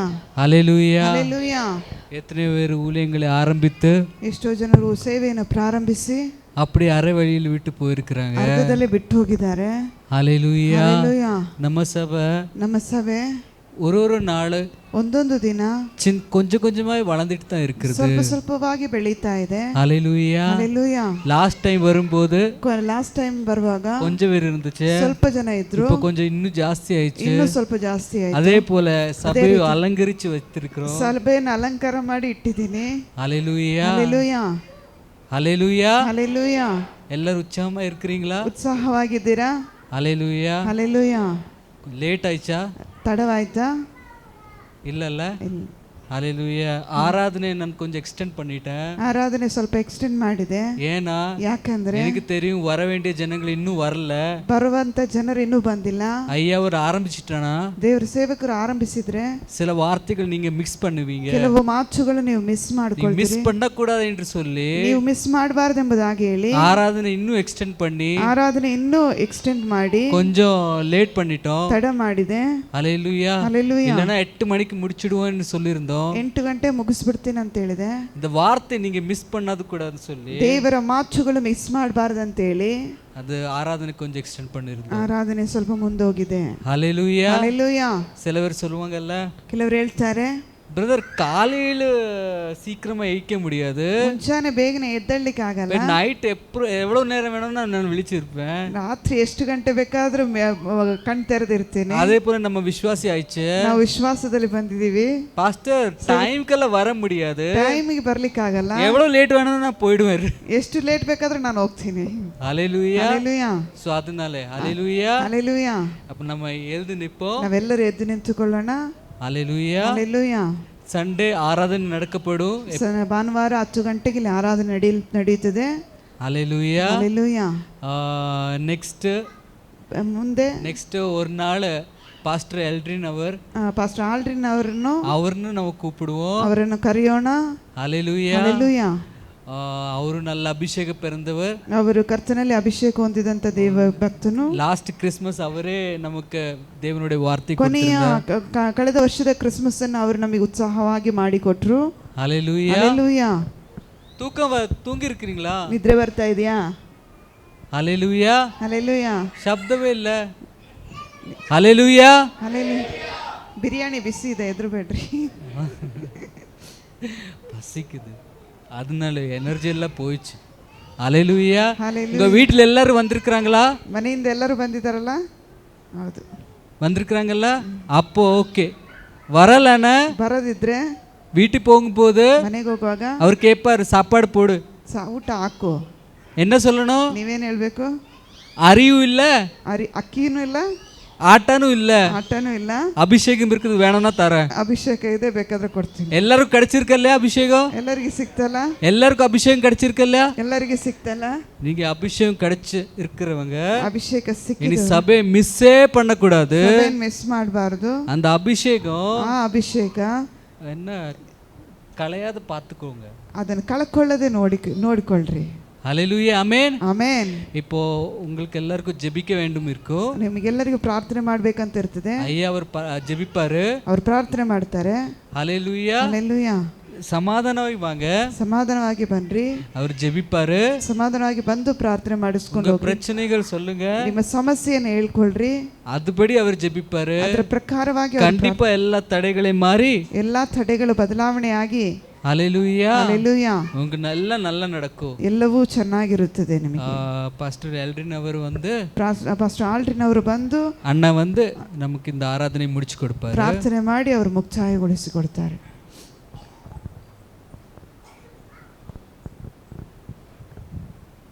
ಹಾಗೆ ನಾವು ದೇವರ ಸನ್ನಿಧಾನದಲ್ಲಿ ನಮ್ಮನ್ನು ಒಪ್ಪಿಸಿಕೊಳ್ಳೋಣ. ಕೇಳಲ್ಪಟ್ಟ ವಾಕ್ಯಗಳನ್ನು ನಮ್ಮ ನೆನಪಿಗೆ ನಾವು ತಂದುಕೊಳ್ಳೋಣ. ಪರಿಶುದ್ಧಾತ್ಮನು ಇದುವರೆಗೂ ನಮ್ಮೊಂದಿಗೆ ಆತನು ತುಂಬ ಸ್ಪಷ್ಟವಾಗಿ ಆತನು ನಮ್ಮನ್ನು ಮಾತನಾಡಿ ನಮ್ಮನ್ನು ಎಚ್ಚರಿಸಿದನೆಂಬುದಾಗಿ ದೇವರ ವಾಕ್ಯಗಳ ಮೂಲಕ ನಾವು ಕೇಳಿದ ಫಿಝೋನ್, ಅದರ ಅರ್ಥ ದೇವರನ್ನು, ಸೇನಾಧೀಶ್ವರನಾದ ಯೆಹೋವನನ್ನು ನಿನ್ನ ಬಾಯಿಂದ ಅರಿಕೆ ಮಾಡು. ಸ್ತುತಿ ಸ್ತೋತ್ರಗಳನ್ನು ನೀನು ಮಾಡುವಾಗ ನಿನ್ನ ಮೂಲಕ ರಕ್ಷಣೆಗಳು ಉಂಟಾಗುತ್ತದೆ ಎಂಬುದಾಗಿ. ಹಾಗಾಗಿ ದೇವರ ಸಭೆಯಾಗಿ ದೇವರ ಸನ್ನಿಧಾನದಲ್ಲಿ ನಾವೆಲ್ಲರೂ ಒಪ್ಪಿಸಿಕೊಡೋಣ. ಕ್ರಿಸ್ತನ ಸನ್ನಿಧಾನದಲ್ಲಿ ನಮ್ಮನ್ನು ಒಪ್ಪಿಸಿಕೊಡೋಣ. ನಮ್ಮ ಪ್ರಾಣ ಆತ್ಮ ಶರೀರವನ್ನು ಕ್ರಿಸ್ತನಲ್ಲಿ ಒಪ್ಪಿಸಿಕೊಡೋಣ. ನಮ್ಮ ಪಂಚೇಂದ್ರಿಯಗಳನ್ನು ಕ್ರಿಸ್ತನಲ್ಲಿ ಒಪ್ಪಿಸಿಕೊಡೋಣ. ವಾಕ್ಯವು ನಮ್ಮನ್ನು ಎಚ್ಚರಿಸಿದಾಗೆ ನಮ್ಮ ನಾಲಿಗೆಯನ್ನು ನಮ್ಮ ನಿಯಂತ್ರಣದಲ್ಲಿ ನಾವು ಇಟ್ಟುಕೊಳ್ಳೋಣ, ನಮ್ಮ ಕಂಟ್ರೋಲಲ್ಲಿ ಅದನ್ನು ಇಟ್ಟುಕೊಳ್ಳೋಣ. ಅದರ ಮೂಲಕವಾಗಿ ನಾವು ಬೆಂಕಿ ಹಚ್ಚಿಸದ ಹಾಗೆ, ಅದರ ಮೂಲಕವಾಗಿ ನಾಶನ ಪಡಿಸದ ಹಾಗೆ, ಅದರ ಕುರಿತವಾಗಿ ನಾವು ಶಾಪ ಕೊಡದಾಗೆ, ಅದರ ಮೂಲಕವಾಗಿ ನಾವು ಯಾರನ್ನು ತಚ್ಚಿಯಾಗಿ ಮಾತನಾಡದಾಗೆ ಆ ನಾಲಿಗೆಯನ್ನು ದೇವರು ಅಭಿಷೇಕ ಮಾಡಿ ಅದರ ಮೂಲಕವಾಗಿ ಒಂದು ಪರಿಶುದ್ಧವಾದ ಮಾತನ್ನ, ಒಂದು ಸಮಾಧಾನಕರವಾದಂಥ ಮಾತನ್ನ ದೇವರು ನಮ್ಮ ಮೂಲಕವಾಗಿ ಅದನ್ನು ಅನುಗ್ರಹಿಸಿ ಅಭಿಷೇಕಿಸಲಿ ಎಂಬುದಾಗಿ ನಾವು ದೇವರ ಕೈಗಳಲ್ಲಿ ನಮ್ಮನ್ನು ಒಪ್ಪಿಸಿಕೊಡೋಣ. ಹೌದು, ದೇವರ ವಾಕ್ಯ ಇಂದು ನಮ್ಮನ್ನು ಎಚ್ಚರಿಸಿತು, ರಕ್ಷಣೆಗೆ ಬೇಕಾದ ಮಾರ್ಗವನ್ನು ನಮಗೆ ತಿಳಿಯಪಡಿಸಿತು. ಯಾವಾಗ ದೇವರ ಸಭೆ ಸ್ತುತಿ ಸ್ತೋತ್ರಗಳಿಂದ ಕ್ರಿಸ್ತನನ್ನು ಆರಾಧಿಸುವಾಗ ಆ ಶಬ್ದದ ಮೂಲಕವಾಗಿ ಅಕ್ಕಪಕ್ಕ ನೆರೆಹೊರೆ ಎಲ್ಲ ಸ್ಥಳಗಳಲ್ಲೂ ಅದು ಹಬ್ಬಲ್ಪಟ್ಟು ಸುತ್ತುವರಿದು ಆ ಒಂದು ಪೀಸೋನ್ ನದಿ ಹೇಗೆ ದೇಶವೆಲ್ಲ ಸುತ್ತುತ್ತಿತ್ತು, ಅದು ಹೋಗಿ ಸುತ್ತುವರೆದ ದೇಶವೆಲ್ಲ ಬಂಗಾರದಲ್ಲಿ ಶ್ರೇಷ್ಠವಾಯಿತೆಂಬುದಾಗಿ ನಾವು ನೋಡುವ ಆ ಬಂಗಾರದ ಶ್ರೇಷ್ಠತೆ ನಮ್ಮ ಕ್ರಿಸ್ತನು ಬಂಗಾರದ ಶ್ರೇಷ್ಠತೆಯಾಗಿ ನಾವು ಎಲ್ಲರಿಗೂ ನಾವು ತಿಳಿಯಪಡಿಸಬೇಕು. ಅಭಿಷೇಕದ ಮೂಲಕ ಆ ರಕ್ಷಣೆಯನ್ನು ನಾವು ಕಾಯ್ದುಕೊಳ್ಳುವುದಕ್ಕೆ ನಮ್ಮ ದೇವರು ನಮಗೆ ಕೃಪೆಯನ್ನು ಅನುಗ್ರಹಿಸುವುದಕ್ಕಾಗಿ ನಾವು ಕ್ರಿಸ್ತನ ಸನ್ನಿಧಾನದಲ್ಲಿ ನಮ್ಮ ಶರೀರ, ಪ್ರಾಣ, ಆತ್ಮವನ್ನು ಆತನ ಒಪ್ಪಿಸಿಕೊಟ್ಟು ನಾವು ಪ್ರಾರ್ಥಿಸುವಾಗ ನಮ್ಮ ಪ್ರಾರ್ಥನೆಯನ್ನು, ವಿಜ್ಞಾಪನೆಯನ್ನು ಕೇಳುವ ನನ್ನ ಯೇಸು ಪರಲೋಕದಿಂದ ಇಳಿದು ಬಂದು ನಮ್ಮೆಲ್ಲರನ್ನ ಅಭಿಷೇಕ ಮಾಡಿ ಆತನ ಅಗ್ನಿಗುಂಡದಿಂದ ನಮ್ಮನ್ನು ತಪ್ಪಿಸಿ ನಮ್ಮನ್ನು ಹಲ್ಲೆಲೂಯ ಆತನ ಪರಿಶುದ್ಧತೆ, ಆತನ ಕರುಣೆ, ಆತನ ತಾಳ್ಮೆ, ಆತನ ದಯೆ ನಮ್ಮೊಳಗೆ ಆತನು ಕೊಡುವುದಕ್ಕಾಗಿ ನಮ್ಮನ್ನು ನಾವು ಅರಿಕೆ ಮಾಡಿ ಆತನಲ್ಲಿ ಒಪ್ಪಿಸೋಣ. ಪ್ರಿಯರೇ, ನಾವು ದೇವರ ಸನ್ನಿಧಾನದಲ್ಲಿ ಪರಿಶುದ್ಧರಾಗಿ ಜೀವಿಸೋಣ. ನಮ್ಮ ಪಂಚೇಂದ್ರಿಯಗಳು ಕ್ರಿಸ್ತನ ಸನ್ನಿಧಾನದಲ್ಲಿ ಅದು ಪರಿಶುದ್ಧವಾಗಿರಬೇಕು. ಹಲ್ಲೆಲೂಯಾ. ಅದು ಕುಟುಂಬಕ್ಕೆ ಆಶೀರ್ವಾದ, ಸಭೆಗೆ ಆಶೀರ್ವಾದ, ದೇಶಕ್ಕೆ ಅದು ಆಶೀರ್ವಾದವಾಗಿದೆ. ನಾವು ಒಳ್ಳೆಯದನ್ನು ಬಯಸುವರಾಗಿರೋಣ. ನಮ್ಮ ದೇವರು ನಮಗೆ ಒಳ್ಳೆಯದನ್ನೇ ಮಾಡೋನಾಗಿರುತ್ತಾನೆ. ಎಲ್ಲ ಕೆಟ್ಟ ಕೃತ್ಯಗಳು, ಎಲ್ಲ ದೋಷಗಳು, ಎಲ್ಲ ಕೆಡುಕುತನಗಳು ನಮ್ಮನ್ನು ಬಿಟ್ಟು, ನಮ್ಮ ಕುಟುಂಬವನ್ನು ಬಿಟ್ಟು, ನಮ್ಮ ಹಳ್ಳಿಯ ಮನೆಗಳನ್ನು ಬಿಟ್ಟು ಅದು ಹೋಗಲಿಕ್ಕೆ ನಾವು ದೇವರಲ್ಲಿ ಪ್ರಾರ್ಥಿಸಿ ಕ್ರಿಸ್ತನ ಆ ಸ್ವಯಂ ರಕ್ತದಿಂದ ನಾವು ಶುದ್ಧೀಕರಿಸಲ್ಪಟ್ಟು ಆತನಿಗೆ ಪರಿಶುದ್ಧ ಜನರಾಗಿ ನಾವು ಜೀವಿಸೋಣ. ಪರಿಶುದ್ಧನಾದ ಪರಲೋಕದ ತಂದೆಯಾದ ದೇವರೇ, ಈ ಒಳ್ಳೆ ಸಮಯಕ್ಕಾಗಿ ಸ್ತೋತ್ರ ರಾಜ್ಯ. ಹೌದು ಕರ್ತನೆ, ಈ ದಿನದಲ್ಲಿ, ಈ ಸಮಯದಲ್ಲಿ, ಈ ಇಂಡಿಪೆಂಡೆನ್ಸ್ ಡೇ ಸ್ವಾತಂತ್ರ್ಯ ದಿನಾಚರಣೆಯ 78ನೇ ಇಸವಿಯಲ್ಲಿ ಕರ್ತನೆ, ನಾವು ಎಲ್ಲರೂ ದೇವರ ಸಭೆಯಾಗಿ ನಿಮ್ಮ ಸನ್ನಿಧಾನದಲ್ಲಿ ಸೇರಿ ಬಂದಿದ್ದೇವೆ. ಬಿಡ್ಡುಗಡೆ ನಾಯಕನು 2000 ವರ್ಷಗಳ ಹಿಂದೆ ನಮಗೋಸ್ಕರವಾಗಿ ಕಲ್ವಾರಿ ಶಿಲುಬೆಯಲ್ಲಿ ನೀನು ಸುರಿಯಲ್ಪಟ್ಟಂತಹ ರಕ್ತದ ಮೂಲಕ ನಾವು ಇಂದು ವಿಮೋಚನೆಗೊಂಡಿದ್ದೇವೆ, ಕ್ರಿಸ್ತನನ್ನು ಕಂಡುಕೊಂಡಿದ್ದೇವೆ, ಯೇಸುವನ್ನು ಸ್ವಂತ ರಕ್ಷಕನಾಗಿ ನಾವು ಅಂಗೀಕರಿಸಿಕೊಂಡಿದ್ದೇವಪ್ಪ. ಆ ಒಂದು ಭಾಗ್ಯವನ್ನು, ಸ್ವಾತಂತ್ರ್ಯವನ್ನು ನೀ ನಮಗೆ ಕೊಟ್ಟಿದ್ದಕ್ಕಾಗಿ ಸ್ತೋತ್ರ. ಹಲ್ಲೆಲೂಯ. ದೇಶದ ವಿಮೋಚನೆಯ ಸ್ವಾತಂತ್ರ್ಯದಲ್ಲಿ ನಾವು ಪಾಲುದಾರಿಯಾಗಿ ಸಂತೋಷಿಸುವಾಗೆ ನಮ್ಮ ಆತ್ಮಕ್ಕೆ ಯೇಸುವಿನ ಮೂಲಕ ಉಂಟಾದ ಬಿಡುಗಡೆಯ ಕುರಿತಾಗಿಯೂ ನಾವು ಸಂತೋಷಿಸುವವರಾಗಿದ್ದೇವೆ. ಹಾಗಾಗಿ ನಮ್ಮ ದೇಶವನ್ನು ಆಶೀರ್ವದಿಸು, ಸಭೆಯನ್ನು ಬಲಪಡಿಸು, ಆಶೀರ್ವದಿಸು. ಅನೇಕ ಆತ್ಮಗಳನ್ನು ನೀನು ದಯಪಾಲಿಸು. ಪ್ರಿಯ ದೇವದಾಸರು, ಆ ಸಹೋದರಿ ರೇಷ್ಮಾ ಮತ್ತು ಮಕ್ಕಳು, ತಾಯಿ, ಅವ್ರ ಕುಟುಂಬ, ಎಲ್ಲ ಸಭೆಯ ವಿಶ್ವಾಸಿ ಕುಟುಂಬಗಳನ್ನು ಹೆಸರಿಟ್ಟು ಒಬ್ಬೊಬ್ಬರಾಗಿ ನನ್ನ ಯೇಸು ನೀನು ಆಶೀರ್ವದಿಸಬೇಕಾಗಿ ಅಪ್ಪ ನಿನ್ನಲ್ಲಿ ಪ್ರಾರ್ಥಿಸುವರಾಗಿದ್ದೇವೆ. ಈ ಪ್ರದೇಶದಲ್ಲಿ ಒಂದು ಒಳ್ಳೆಯ ಸಭೆಯಾಗಿ, ಪವಿತ್ರಾತ್ಮನ ಸಭೆಯಾಗಿ, ಪರಿಶುದ್ಧವಾದ ಸಭೆಯಾಗಿ ತೋರ್ಪಡಿಸಲಿಕ್ಕೆ ನೀನು ಸಹಾಯ ಮಾಡು.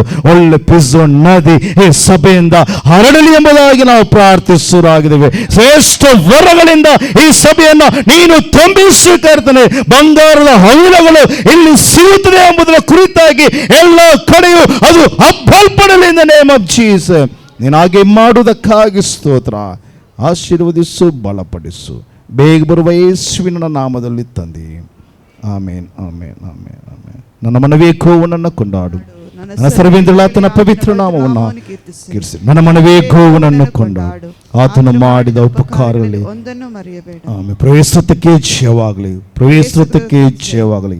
ಜಯ ಕೊಟ್ಟಾಧಿಕರ್ತನಿಗೆ ಸ್ತೋತ್ರ. ಕರ್ತನಾದ ಯೇಸು ಕ್ರಿಸ್ತನ ಕೃಪೆಯು, ತಂದೆಯಾದ ದೇವರ ಪ್ರೀತಿಯು, ಪವಿತ್ರಾತ್ಮನ ಐಕ್ಯ ಅನ್ಯೋನ್ಯತೆ ಇಂದು ಎಂದು ಸದಾ ಕಾಲವು ನನ್ನ ಯೇಸು ತಿರುಗಿ ಬರುವ ತನಕ ನಮ್ಮೆಲ್ಲರ ಸಂಗಡಲು ಆತನು ನೆಲೆಗೊಂಡಿರಲಿ. ಆಮೆನ್. ಹಲ್ಲೆಲೂಯಾ, ಹಲ್ಲೆಲೂಯಾ, ಹಲ್ಲೆಲೂಯಾ. ಯೇಸುವೇ ಬೇಗನೆ ಬಾ. ಆಮೆನ್. Thank you.